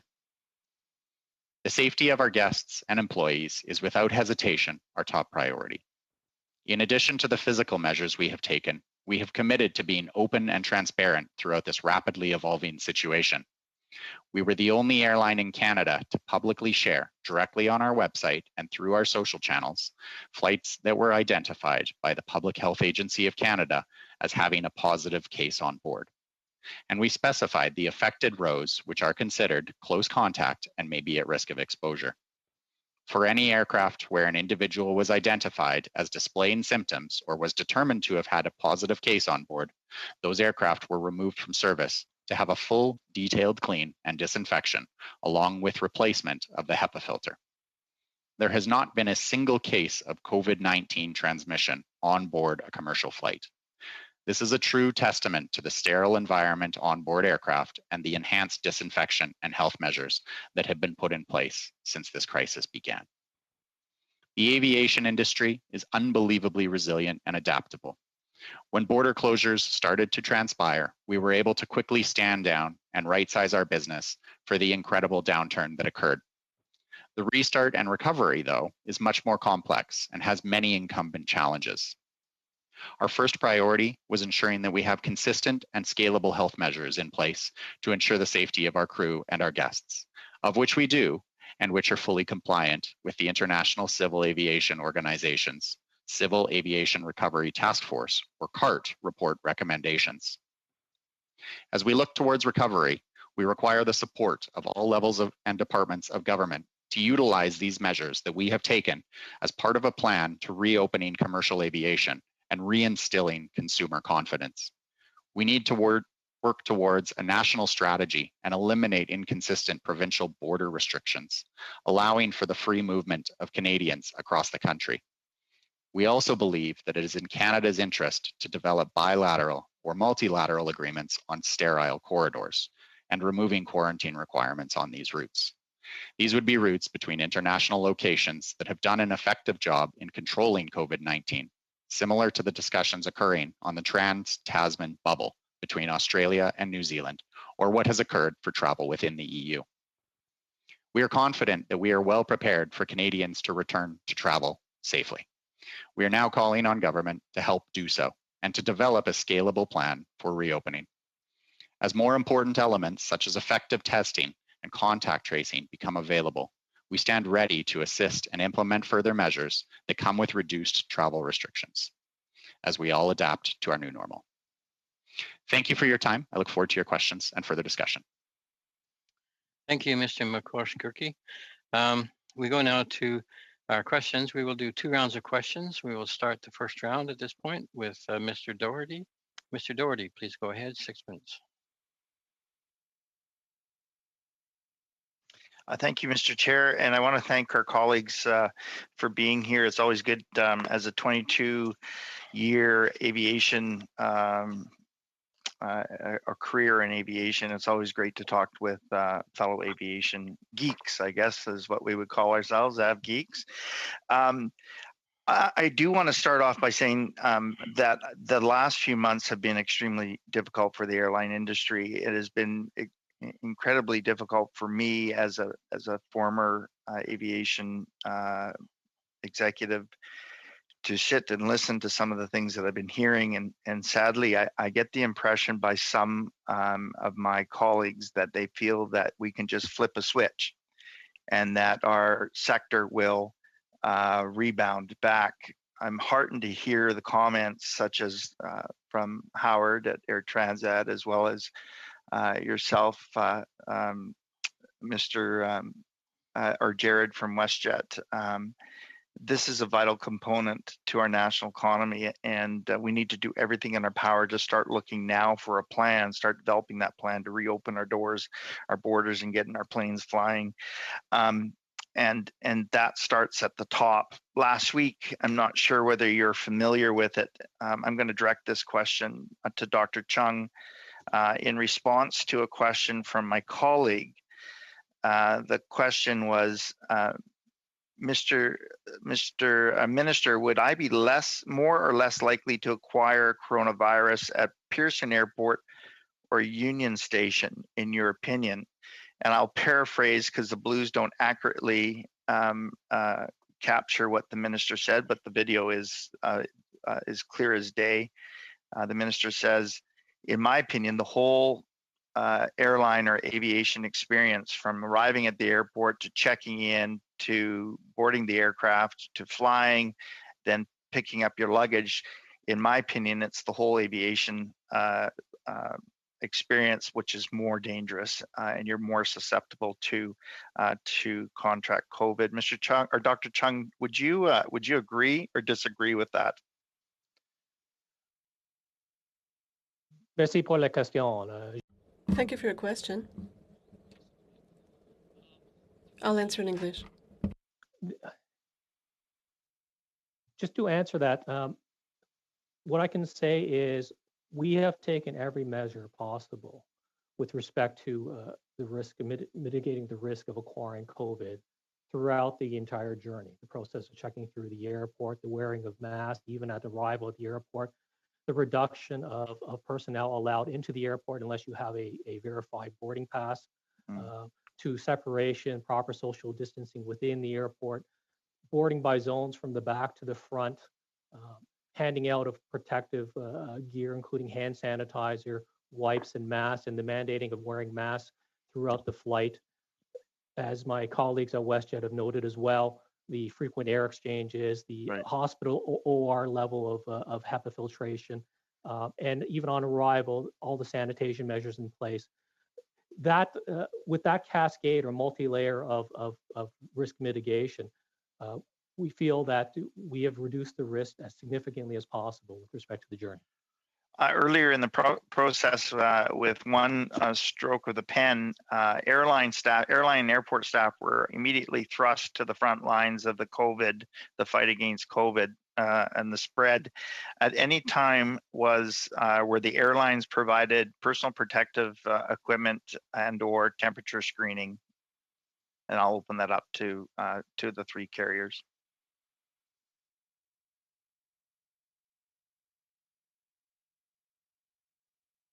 Anyone? Anyone? It's Ferrio here from Air Canada. I'm going to actually ask Jim to comment further on that because he's got some insight into it. Sure. If you just clarify that question, do you mean like the provision of PPE for a crew? Yeah, for frontline, for airports, air crew, and by the government, was PPE provided to the airlines at any time by the government? Specifically by the government to provide us with PPE, is that the question? Yes. Sorry. Well, when we noted the outbreak, we quickly implemented measures to protect our own employees, our customers, and we provided them with personal protective equipment, including facial masks, and adjusted our service specs and reviewed our check-in procedures and boarding procedures. And we introduced new standards for protection and cleaning. Right. Would you say that the government was slow to react initially?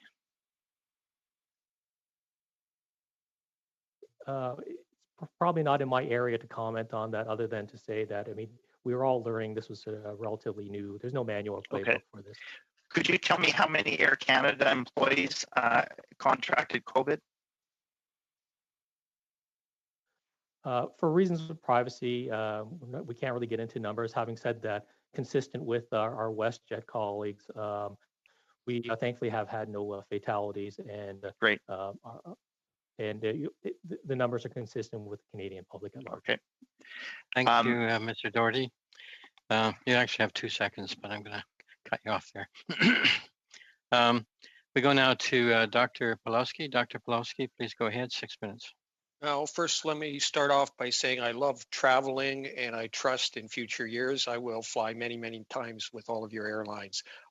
Let me also say that I think all your companies have been extremely responsible corporate citizens, and certainly you all seem to play a part in our national response to the pandemic in terms of repatriating people, transporting essential goods like PPEs, and you all ought to really be commended for this. I also want to acknowledge the fact that you're all taking a big financial hit. So much so that I see Mr. Liebman now is forced to sleep in a bunk bed by the looks of it. Now, I'm kidding. I know it has been a really an existential threat to the airline industry, given that we've practically have no one flying. Now, having said that, Mr. Pugliese and I think all of you have said we have to be prudent as we reopen and start flying again. And for example,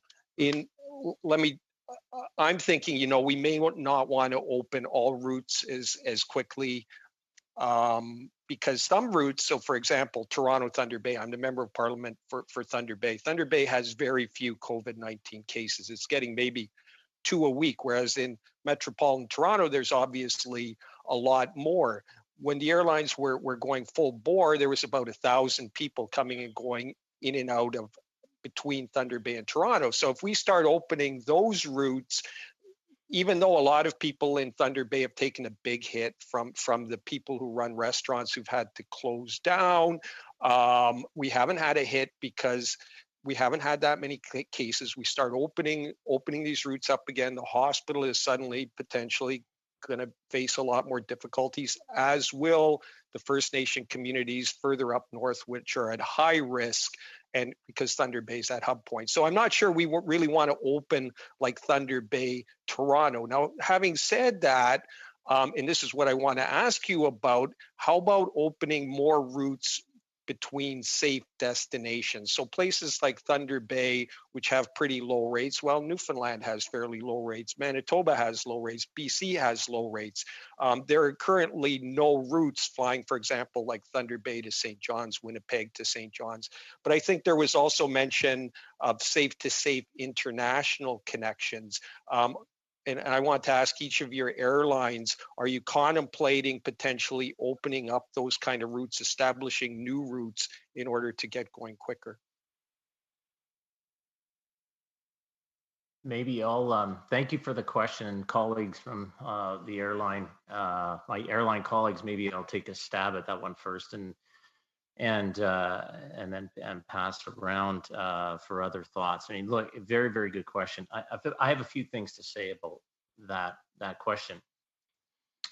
First and foremost, when we make the reference about prudent, and safe measures, it's not just unlocking the economy and unlocking travel without having safe measures in place that do two things in particular. One, first and foremost, ensure the health, safety, and well-being of the traveling public. I mean, I think, and I know we're very good at that. We're in the safety business and we're in the risk management business. That is what we do in aviation. And I would even speak on behalf of many of our tourism colleagues in the work that they do the same. So number one, health and safety, priority one, and we need to have the measures in place. The prudent measures are then adopting what we know is going on around the world as proven measures today when you do open up. So we know that, elements such as PPE and where appropriate, social distancing, thermal scanning, which is now in place in the airports with temperature checks, as technology starts to evolve with respect to contact tracing and even testing. These are the things that as we work through watching what health authorities and aviation organizations around the world are adopting for opening their economies, we too are adapting that and adjusting to that here in Canada. I would just say it needs to move at a better pace than it has thus far. And that takes me sort of the second thing, because there's really 5 things that happen today that are confusing the the level of travel today. We have no foreign nationals allowed into the country. We have blanket advisories on, avoiding travel at all costs. These have been messages that have been put out. But 14-day quarantine rules that apply in some jurisdictions and not others. They apply across Canada, and we're finding in other parts of the globe where prudent and where they're seeing curves drop and R factors dropping, they're lifting those. We have closure of air, land, and sea borders, and then we also have a host of changes, and I would say some confusion across the country around even which provinces that we can travel to. So a number of those things need to be fleshed out. But in order to do that, what we're suggesting is we would come forward and put together measures, and we have safe measures to allow people to travel and transit through airports and onto the aircraft in a safe fashion. And to your other question, giving thought to and contemplating where to travel, we would be very much in support of saying, no, we look at opening up international borders, transborders to the United States and even within Canada in places that we know are low risk. So if we were to look at connections around the world, we might look at countries to which they've seen a declining curve, they've taken safe, prudent measures to open their economies, and we would say, why not partner with them? And why is Canada not on those countries' lists to reopen? And so these are the sort of the measures and our lens to which we would look at this reopening. That's what I mean about measured and prudent. And I'll stop there and allow my colleagues to comment. Thank you, Dr. Pulaski. Your time's up. We'll go now to Mr. Thériault. Monsieur Thériault, allons-y. Allez-y. Go ahead, Mr. Thériault. 6 minutes. Thank you. Thank you, and thank you for your testimony. Thank you for speaking to the impacts of this crisis on air travel. On May 28th, the National Assembly voted a motion unanimously asking the Canadian government, and I'll quote, to give air carriers, to provide passengers a reimbursement, and I've end the quote. And so this didn't convince the federal government, but what I'm wondering is, have you had to present written proof to the government or a demonstration of a written demonstration to convince the federal government of the catastrophic effects linked to reimbursing clients who are asking for a refund?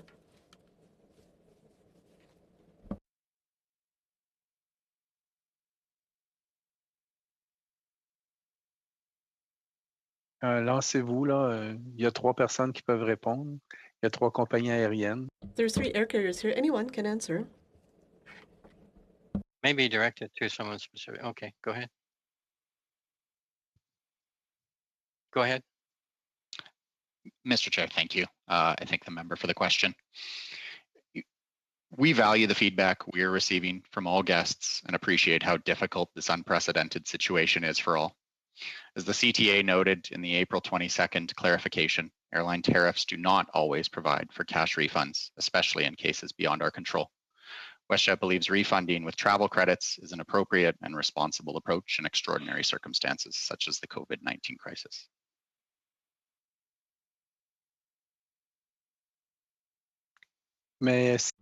Yes, but this cash, where is this money? We agree that it's not your money. There's been no transaction. So where are these funds being kept? Where are the funds? Air Canada, do you have an answer?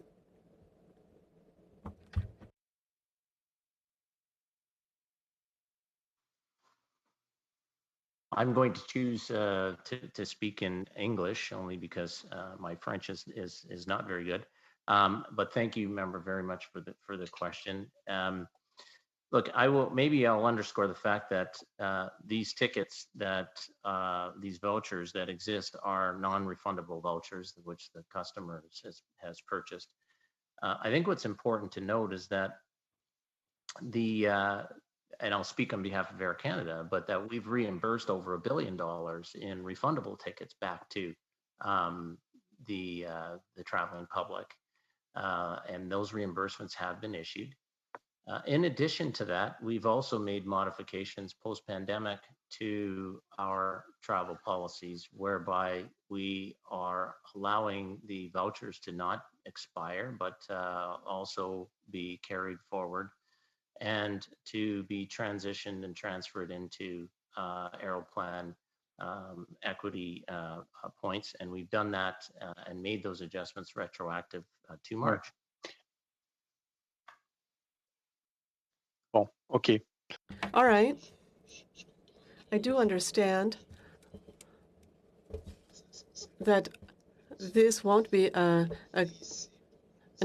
quick conversation. So you're here to say that you want to open up the borders, to loosen up measures, and you're talking about the quarantine measures that are in place. We know that 50% of community transmission comes from asymptomatic and pre-symptomatic individuals, and you say that you can guarantee a safe trip, but the fact of traveling is a risk, is a transmission risk. You're saying that you can open up corridors in countries where the infection rates are acceptable or are on the decline. We also have to know if these countries have a level of detection, of tracing of the virus that's acceptable. We have to be able to detect. We were concentrating on China, continental China in the beginning, and finally a lot of people in Quebec went to Europe and they came back, and Quebec is stuck with a huge number of cases, more cases than elsewhere in the country, where people were traveling from China, and already measures had been put into place. What is your plan, and how can you ensure us that the fact of reopening up the borders, of loosening up the measures, of loosening up the quarantine measures as well, will ensure that to meet and will allow to continue fighting against the second wave of COVID-19?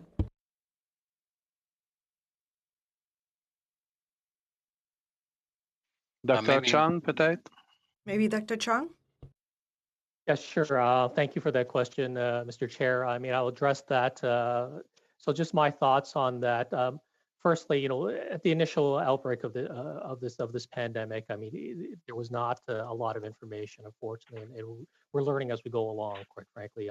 Where we are now, the knowledge of COVID-19, its pathogenesis, its incubation period, the fact that there are a lot of percentage of asymptomatic, pre-symptomatic carriage and potential spread is something that we didn't know early on in January and February. Having said that, the work for opening up the borders, that's not by myself alone. I would not sort of make that determination. That would be in consultation. That would be driven by government participating with all the stakeholders, including the aviation industry and Canadians in general, on determining what are those factors that would minimize the risk as much as possible. And I note that it's not going to be zero, but to minimize the risk as much as possible, be that setting up certain measures in place for the other country in terms of their case rate, their positive infection rate, the number of tests they do per capita, et cetera. These factors would really have to be worked on and determined. But I mean, that would be in collaboration with all stakeholders, including government and the public and the aviation sector. Merci, Monsieur Thériault. Thank you, Mr. Thériault. Mr. Davies, please go ahead. 6 minutes, please. Thank you, Mr. Chair, and thank you to all the witnesses for taking time out of what I know is a very busy time for you to be with us today. Recently, the CEOs of Air Canada, WestJet, and Air Transat signed an open letter to the Prime Minister and the Premiers, which said, among other things, the following: the mandatory 14-day quarantine and complete closure of our country to all visitors from abroad is no longer necessary and is out of step with other countries across the globe, end quote. Given that Canada's Chief Public Health Officer, Dr. Theresa Tam, has called the mandatory 14-day quarantine period of all international arrivals, quote, a cornerstone, end quote, of federal pandemic policy, I'm just wondering what your response to that would be. Is Dr. Tam wrong?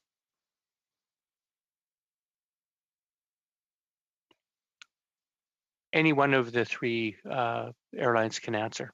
Maybe I'll thank you. Remember, I'll start and maybe ask Jim to comment, Dr. Chung as well, and others. Look, I don't suggest it's wrong, but I guess when we look at that, as we assess it, we look at other parts of the world And in fact, even Canada, where you have medical officers and medical directors within provinces that have lifted the 14-day quarantine, which only leads us to preclude that we're probably at a state in time, unless the curve in these various places is still running rampant. And we know that you have— Mr. Pugliese, could you hold up your mic, please? Or get sorry. closer to the— Is that better now? Thank you. Yeah. Unless we know that there is a high risk area, I mean, we're seeing parts of the globe on an ongoing basis. And like I said, even with here within Canada, where the 14-day quarantine measures are being lifted. So, you know, I'm not here to disagree with Dr. Tam. I'm not a doctor, but there are several doctors and medical practitioners around the world that are making contrary decisions in cases where they're seeing measured approaches to reducing the curve, the contact, and the caseload. And where that happens, we should allow it to open. If I might, where in Canada are we releasing the 14-day quarantine period? Well, there are provinces within Canada that don't have a 14-day quarantine period. Okay. Now, someone, I'm not sure who it was, referred to the belief that we're entering a stability phase. But I think one thing that's quite clear, and I agree with all the comments that have been made, that we are feeling our way through this pandemic. There is no guidebook. But I think it's becoming fairly obvious that countries that have seen a reduction in their cases and have relaxed their approaches are starting to see flare-ups. I've seen that in Australia, New Zealand. It's happening in over 25 states in the U.S. So it seems that what is possible is that when we think that we can relax our standards, we may be actually just walking into a second phase. Dr. Bonnie Henry in British Columbia has stated repeatedly that there has never been a pandemic in history that did not have a second wave. So I'm just wondering, given that the airlines are clearly requesting relaxation on a number of fronts, are you not concerned that we may be walking into another flare-up, and if so, how would you respond to that? Mr. Chair, I'll take a stab at that question, and then I'll pass it along to my colleagues as well. So thank you, member, for the question. I think collectively as an industry, our primary objective is to ensure the health and safety of our people and the traveling public. As we've seen, this is a very complicated and evolving crisis, and the 14-day quarantine is a challenging component of the industry restart. Going forward, I think what we would be looking for is we'll continue to seek alignment with standards and guidance from internationally recognized bodies, and move towards the easing of restrictions in a prudent and calculated manner. Within Canada alone, if we look at provincial restrictions, one of your questions was about how many provinces have eased their 14-day quarantine. We have about half of the provinces across Canada that don't have 14-day quarantine for inter-country travel. So I think that as a first step, what we certainly want to look towards is a national consistent strategy on how we open up the country to Canadian travelers. And from there, I think it will give us a good opportunity to assess what the impact will be. I think we're all highly concerned about a second wave, and that's something that we're certainly aware of, but we're implementing all of these health measures to try to reduce that as best possible. And we just have to have a calculated strategy move forward. If I could just stay with WestJet, then you made a reference to your adoption of seat blocking during the critical phase, and I take it that was to comply with the guidelines on physical distancing. Are you still seat blocking? And if not, could you provide your rationale for why not? And if you are, why you are continuing to do so? Of course. Thank you for the question again. With respect to spacing in the cabin and seat blocking, that was a measure that we undertook on our own accord. It was not because we were regulated to do so or had any means to do so. We did take it as an interim measure. We have always said that it might not be permanent.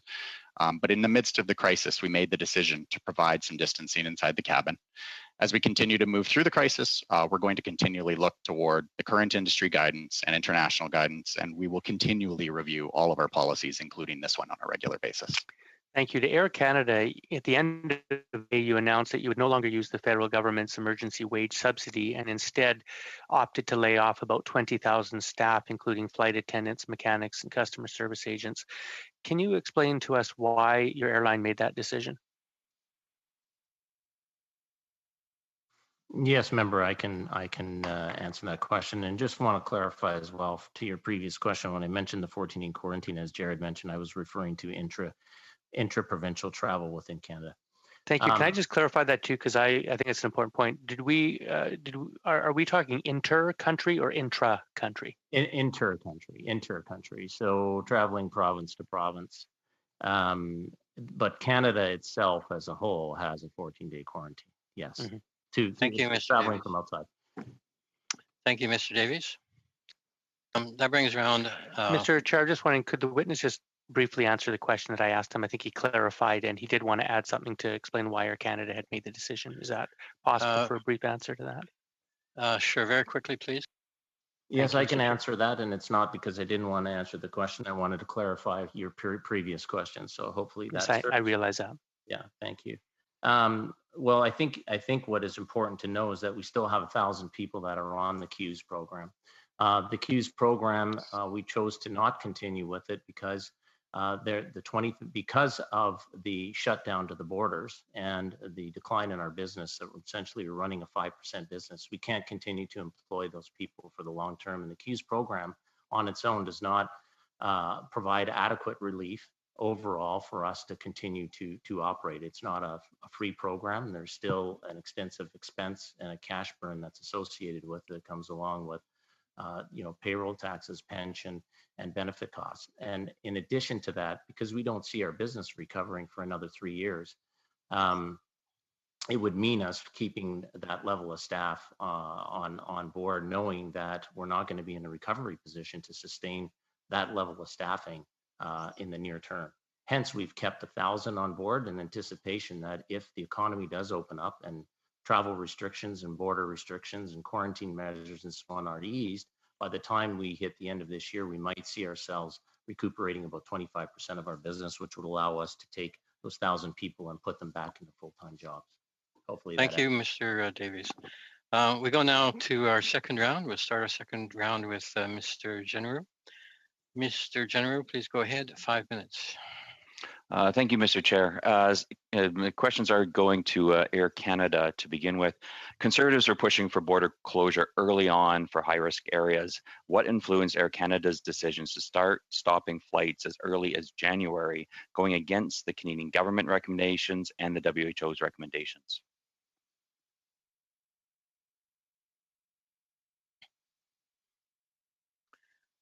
Maybe direct your question to a specific person might help. I did, to Air Canada. Could you just clarify your question for me one more time, please? Sorry. Mr. Chair, can we restart the time then? Thanks.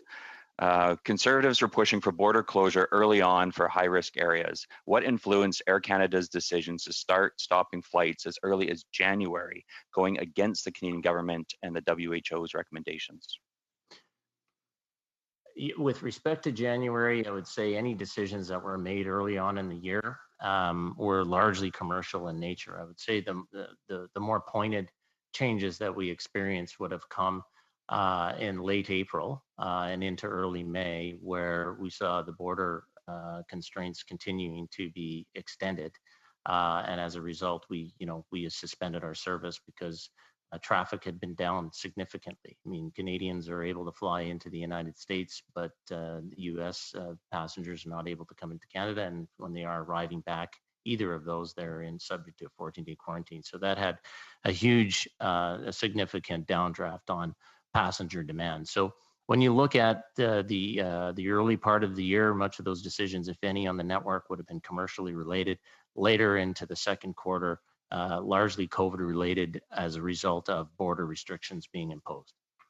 So you'd agree with me then that if the government of Canada had closed the borders at the same time that you had stopped taking flights into the borders, that would have essentially had a more significant impact on the number of COVID-19 cases, but also in terms of your competitors. It would have encouraged them to also shut down their flights from other high-risk areas.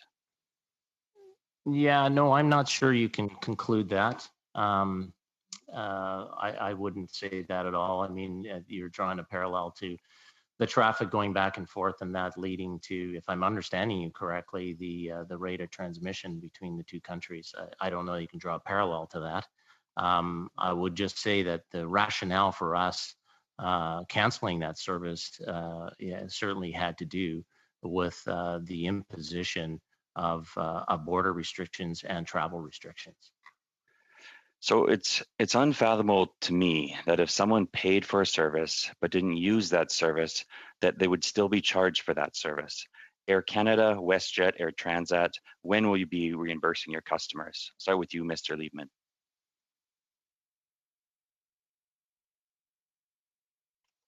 Thanks for the question, and that was also a question asked of our CEO at our quarterly results announcement last week. And you know, I want to say there's a couple of models out there. There's the model of the taxpayer paying, or the model of the user paying.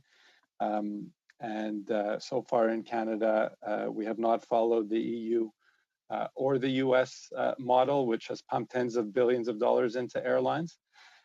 And so we are where we are. And I do want to say out of the outset, we do need help in this regard. We're not operating. There's no business or industry that can go for 3 months with no revenue, no operation, and meet all of our obligations. And I do want to say in the end that you know, there's a great sensitivity to the fact that we need our clients, and we live and die by our clients. And if we've gotten this far, it shows how grave the situation is for us and for our industry, and that help is needed.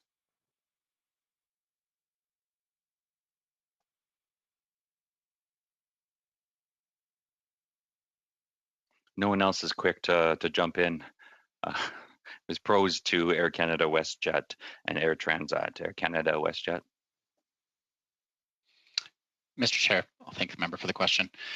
Again, I think, as I said earlier, we really do appreciate how difficult this unprecedented situation is for all.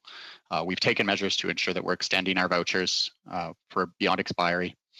And again, the Canadian Transportation Agency, when it clarified its statement on vouchers, they noted that airline tariffs do not always provide for cash refunds, especially in cases beyond our control.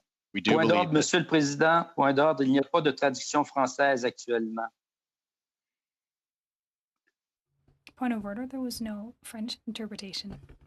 Thank you. I'll pause your time, Mr. General. Monsieur Miklos Gerke, are you on the, which channel are you on? Are you on the English channel? I am. Okay. Perhaps you can try that again. We can see if the translation is working. Certainly. Response.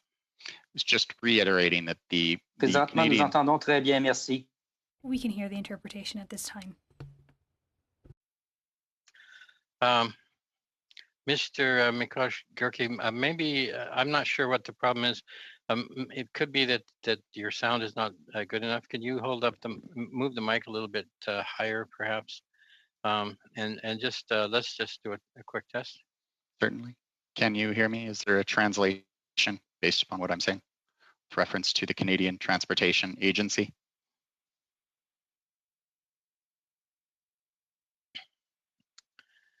La traduction est parfaite présentement. Yes, we can hear perfectly well, Mr. Chair. Mr. Miklos Gerke, please, if you could restate your response. Certainly. Reclarifying that on April 22nd, the Canadian Transportation Agency did clarify its statement on vouchers that airline tariffs do not always provide for cash refunds, especially in cases beyond our control. We do believe that refunding with travel credits is an appropriate and responsible approach in extraordinary circumstances such as this. Thank you. Mr. General, you have 10 seconds left. Did you want to ask the third airline for a response? You read my mind, Mr. Chair. Okay. Is there anyone who could respond, like from the other airline? Yeah, I would just echo my colleagues' responses. Air Canada has complied with the applicable regulations as of April 22nd and CTA statements. And I'll also reiterate that, for non-refundable and for refundable tickets, we have reissued payment on those as per the tariffs and the regulations. So in the tune of $1 billion. Great. Thank you all, and thank you, Mr. General.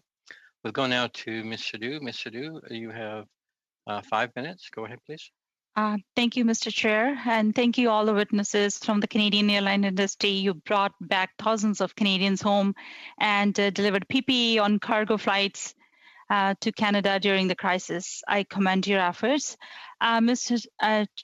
Chair, the airline industry is interconnected with many other industries.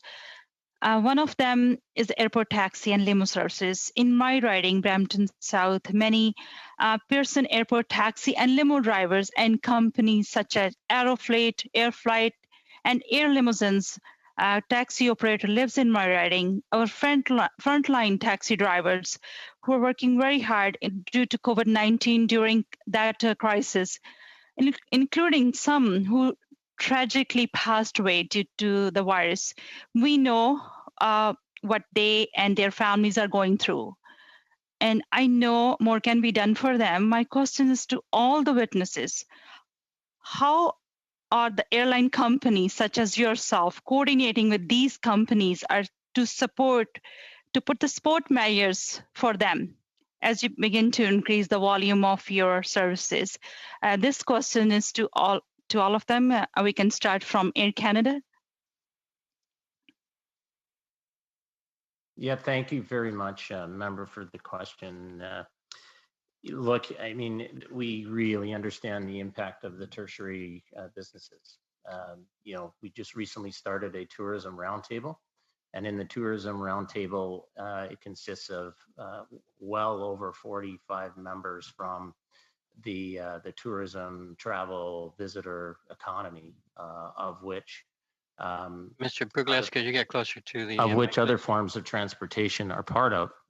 And in that, our goal is to work collectively on how we will support continuous measures between all of these businesses. Because when you do look at the impact to the economy overall, these businesses combined with our businesses here around the table equate to $106 billion of economic output to Canada. So it's not insignificant, but everybody has to be lockstep with these measures. So as we start working, we're working with Transport Canada on our own measures within airports and the air transportation within the aircraft itself. We are also working with our counterparts within industry to look at how we support consistent measures. And if that is with, measures like PPE and sanitation, so on and so forth, these are things that we will be partnering with them on. Any other person want to respond? Okay, my next question is, I understand that limited space in airports, for example, as reflected in lineup for boarding to retrieve luggage, may be a complicated factor in resuming normal air operations, especially in countries that may not have a similar regulation that we do in Canada. Can you elaborate on this issue? How is your company working around this?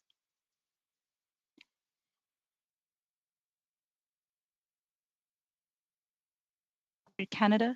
Okay, maybe I'll take that question then, for real. Okay. We recognize that there are multiple points throughout the travel journey, and certainly not only here but internationally, where there may be periods where one is unable to maintain social distancing, and that's why there's a multitude or multi-layered approach to. Dr. Chung, could you hold up your mic, please? I apologize, Mr. Chair.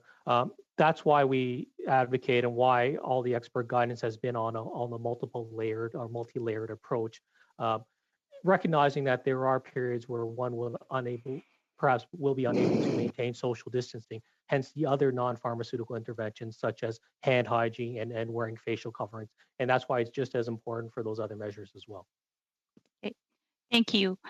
And what about the Air Canada? Can you explain the Clean Care program in the new safely protocol flying during COVID-19? Do you think customers are responding that to your program?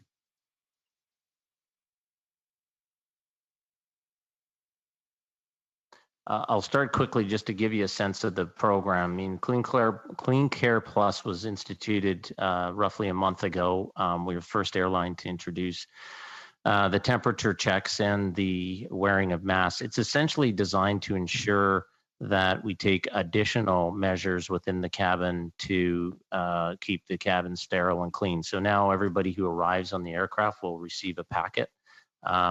I actually, not to bring props to the meeting, but this is what it looks like. It's a packet that contains hand sanitizer, wipes, a mask, and gloves. And then the aircraft is static sprayed on every arrival pre-departure. And then there's designated lavatories for crew as well as for passengers, and then all collateral within the aircraft. We're used to see things in the seat back and so on have been removed to prevent anything from landing on surfaces. That in addition to the air quality. But maybe Jim, you want to add a couple any other additional to that? No, and I think you've covered it pretty well, Ferial. Certainly, we've instituted again, just to reiterate that, a multi-layered approach, but also handing out all those non-pharmaceutical sort of interventions as a mask, the hand sanitizer, and the wipes Mr. Chair, and the wipes as well, as other measures, including electrostatic spraying and the hygiene in the cabins to ensure that we minimize the risk as much as possible. Thank you, Ms. Sadu. Thank you. Thank you. We will go now to Dr. Kitchen. Dr. Kitchen, please go ahead, 5 minutes. Thank you, Mr. Chair, and thank you everybody for being here. And Mr. Chair, depending on how quickly my answers arrive, I may share my time with Ms. Jansen. My first question, and I'll try and point out to Air Canada is there's been a lot of confusion over the directives and advice that have been released by the Public Health Agency of Canada, and you indicated even today some issues dealing interprovincially, and we know that there's no legal obligation for the provinces and the territories to provide their health information to the federal government. So I'm thinking I already know my answer to this, but the reality is, I'm wondering, what has your organization experienced a lot of confusion or a little bit of confusion with how you proceed with dealing with the preventive measures when we look at things such as the changing answers we get for wearing masks and taking temperatures, et cetera? Sure, I could respond to that. As I said earlier in a previous response, Mr. Chair, there is no manual for this outbreak. We've been learning as we've been going along, and the manual's literally been being written, and the data and science have evolved over time to the point there that we're strongly supportive of facial coverings to this point now. So, as the data and science evolves, I mean, there are multiple stakeholders as well as different guidances from various organizations. We do follow that, as do my colleagues in the other airlines, and try to find best practices based on all these guidances. Right, but it would be considered confusing. Would that not be correct with just the various answers? I mean, this whole COVID-19 has been somewhat confusing. And essentially, literally, I mean, we're on months, literally 6. And I remember when it started, I was on a beach somewhere, and when I got my first notification from Blue Dot about this potential SARS-like outbreak in Wuhan.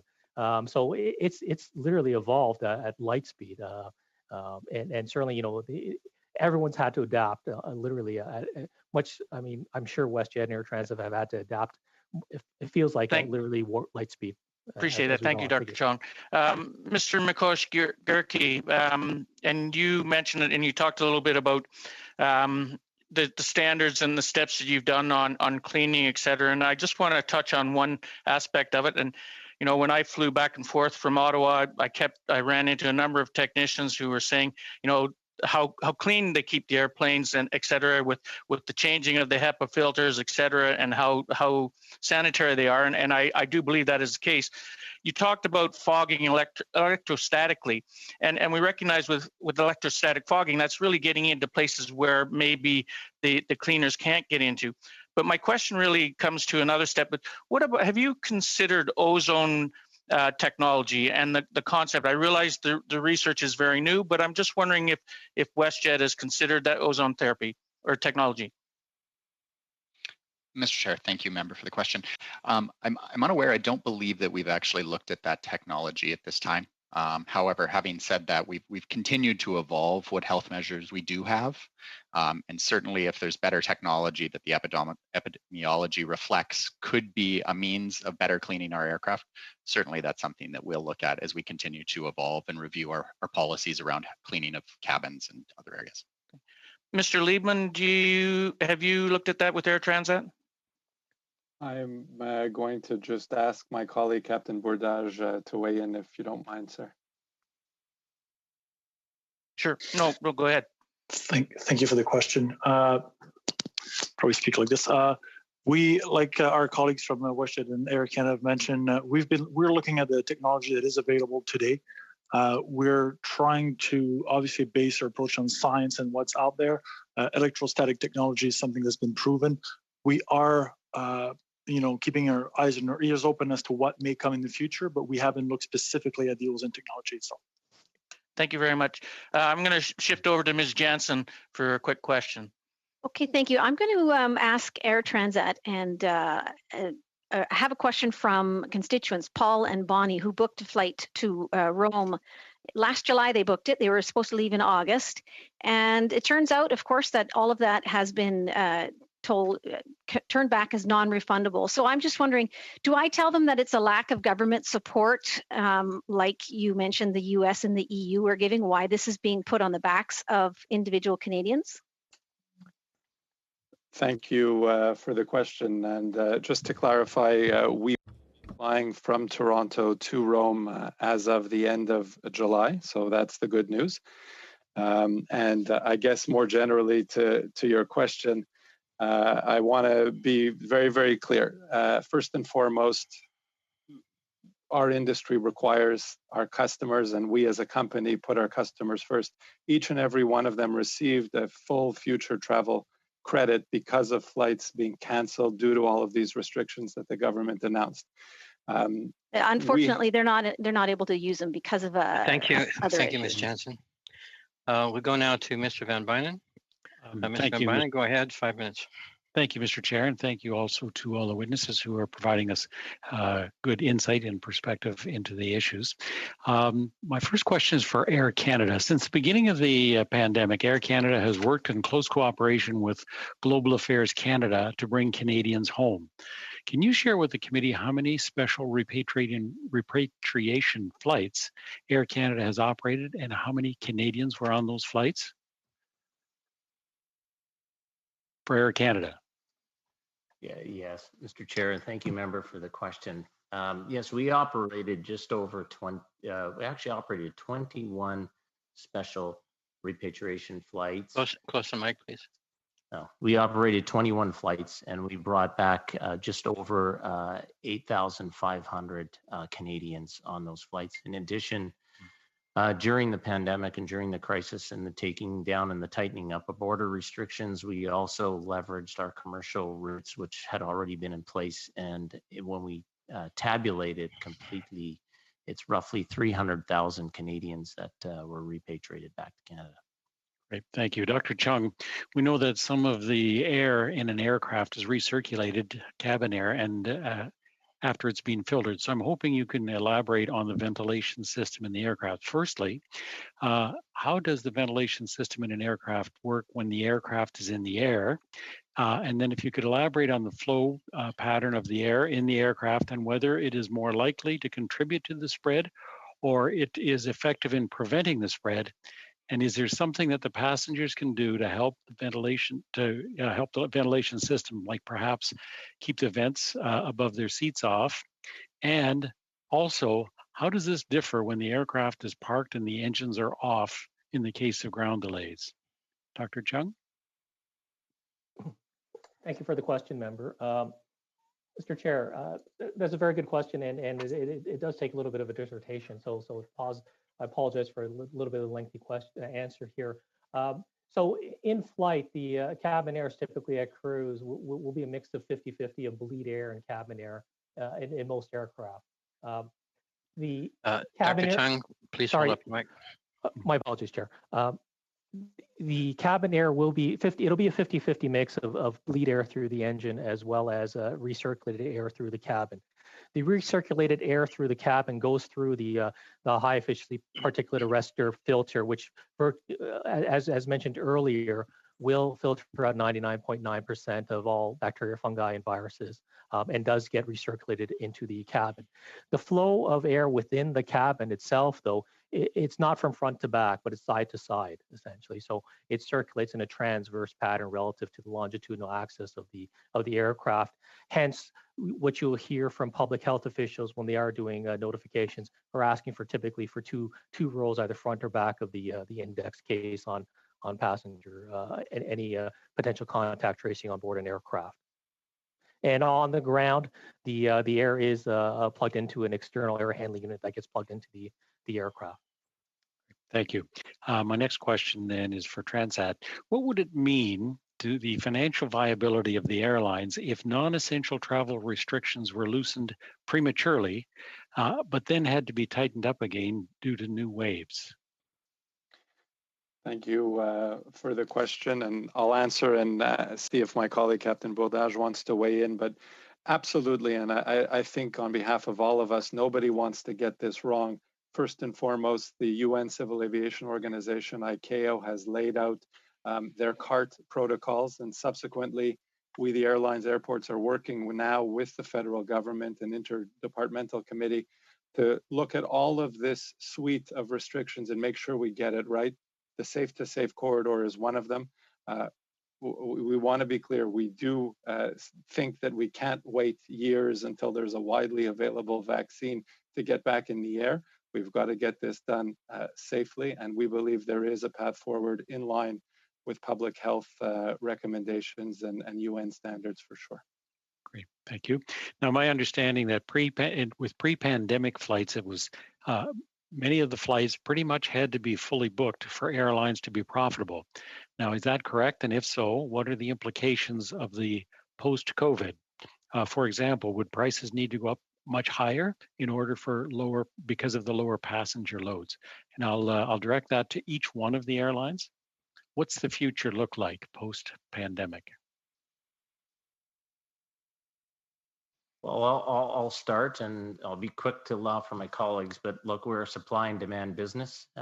So, you're at a state right now where demand is off and don't necessarily see that transition into higher airfares. But what it does mean for the businesses is as long as these restrictions stay in place and we're not looking at balanced ways to reopen the economy, it will have a tremendous amount on the tremendous impact on the financial viability of these companies in order to sustain themselves. The high fixed cost nature of our business, we're continuing to burn through cash on a daily, monthly, and quarterly basis, and maybe put a fine point on it. I mean, we've stated this publicly. We burn roughly 22 million in cash because of the infrastructure and the support of it of this business, and that equates to about 1.8 billion a quarter. So, if you do the math on that, if demand does not pick up, it has a significant downward impact on these organizations as a whole. Okay, other observations? Sure, I'm happy to jump in as well for Air Transat, just to say that if we are able to safely restart, as we hope in about a month's time, we're looking at about 15% capacity. In our leisure business, summer is do or die, and we're already well into summer. And again, we're looking at offering about 15% of our offerings. So it is a pretty dire situation, and we have not operated or sold tickets for more than 3 months. WestJet? Mr. Van, Yes. Go ahead. Yeah, I would just like to add on that as well. I think that the post-COVID world will be very difficult for us to ascertain what the financial impact would be. Just picking up on kind of what Ferio and Howard had said, I would also like to point to an IATA study that was recently done that actually had to touch on seat distancing. So in addition to the demand that we would require, any sort of health measures that would require us to impose certain things, such as the seat distancing, although that we are doing that now, They completed a study, and out of 122 airlines, on average, the break even was at a load factor of 77%. On a 737 aircraft, which is the majority of our fleet, if we maintain social distancing for the extended future, that would put our load factor at effectively 62% of normal capacity alone. So if you look at the break even of 77% and a seat distance capacity of 62%, there's obviously some challenges that are inherent there. So I think it's hard for us to predict, but there's many factors that go into what the post-COVID world will look like. Thank you. Thank you, Mr. Van Bynen. Monsieur Theriault. Mr. Theriault, go ahead. 2.5 minutes.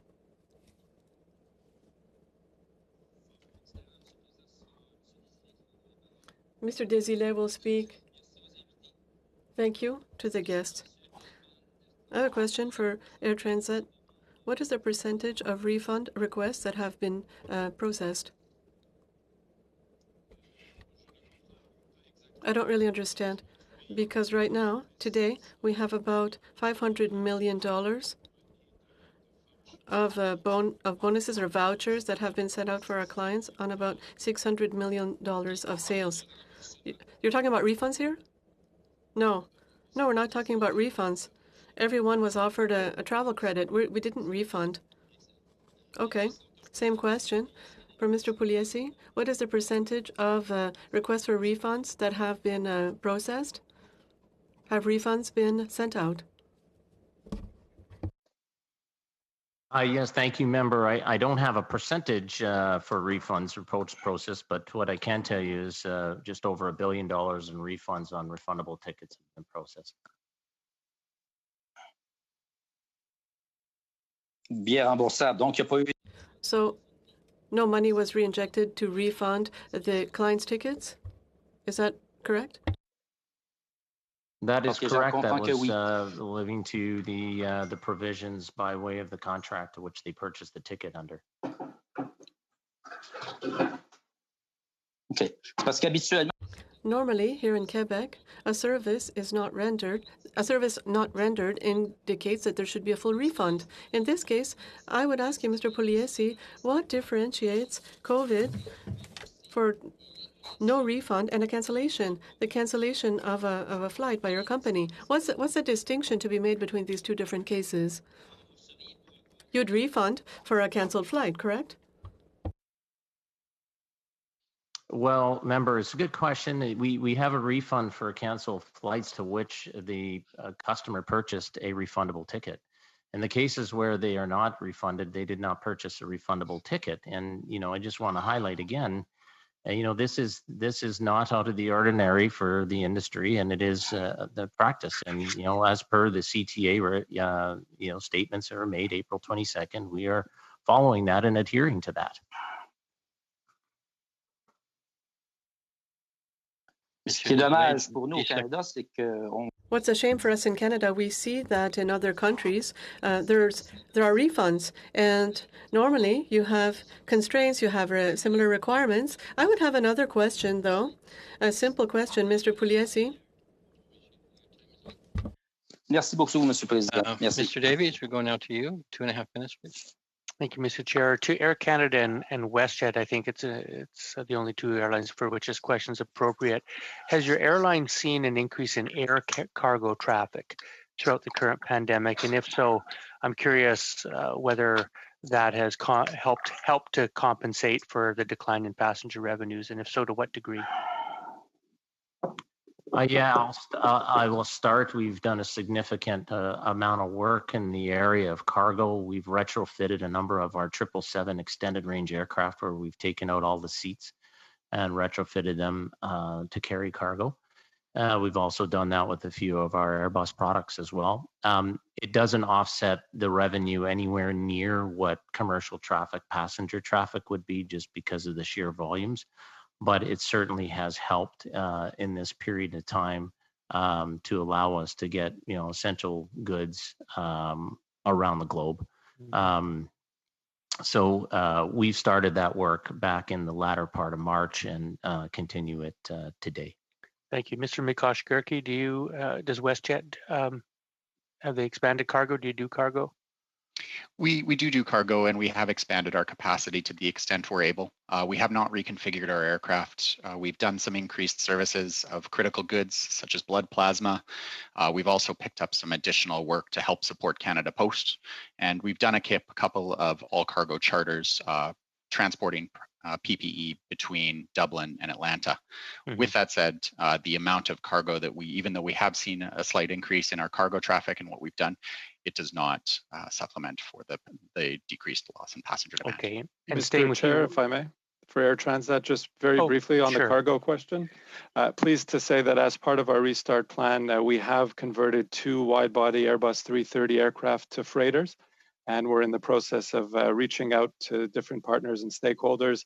And just as we repatriated Canadians home just at the end of our flying, once we get back in the air, our intention will be to help out, offering lift to the provinces and the government to bring PPE in from China and other markets. Thank you, Mr. Liebman. I didn't mean to ignore you. I just presumed maybe flying, incorrectly absolutely. that you didn't do cargo. My last question would be to WestJet and Air Canada. I know WestJet on April 27th, you've asked for an exemption, a federal exemption from the federal labor minister to eliminate the requirement of 16 weeks notice for a mass layoff of more than 50 workers. I'm curious if you've received that exemption from the federal government, and Air Canada, same to you. I'd like to know if you applied for an exemption, and if you did, what the status of that is. Mr. Chair, thank you very much, member, for the question. We actually revoked our application for that exemption. Okay. Air Canada? Yes, we have made that application, and we have not received response. Thank you, Mr. Davies. Thank you. So that wraps up our questioning on our second panel today. I'd like to thank the members, as always, for your very tough questions and good questions. I'd like to thank the witnesses for giving us your time and sharing with us your context and challenges and all the great information you provided. I'd like to draw particular attention to or acknowledge particularly the translators. This is a very challenging environment for translators. We have all these different endpoints where we all have different, audio situations, different networking, and it's extremely, extremely challenging for the translators. So I would certainly like to thank them for helping us bridge the gap between the two languages and for all the work that they do. It's very much appreciated. So, and having said that, thank you, everybody, and meeting is now adjourned.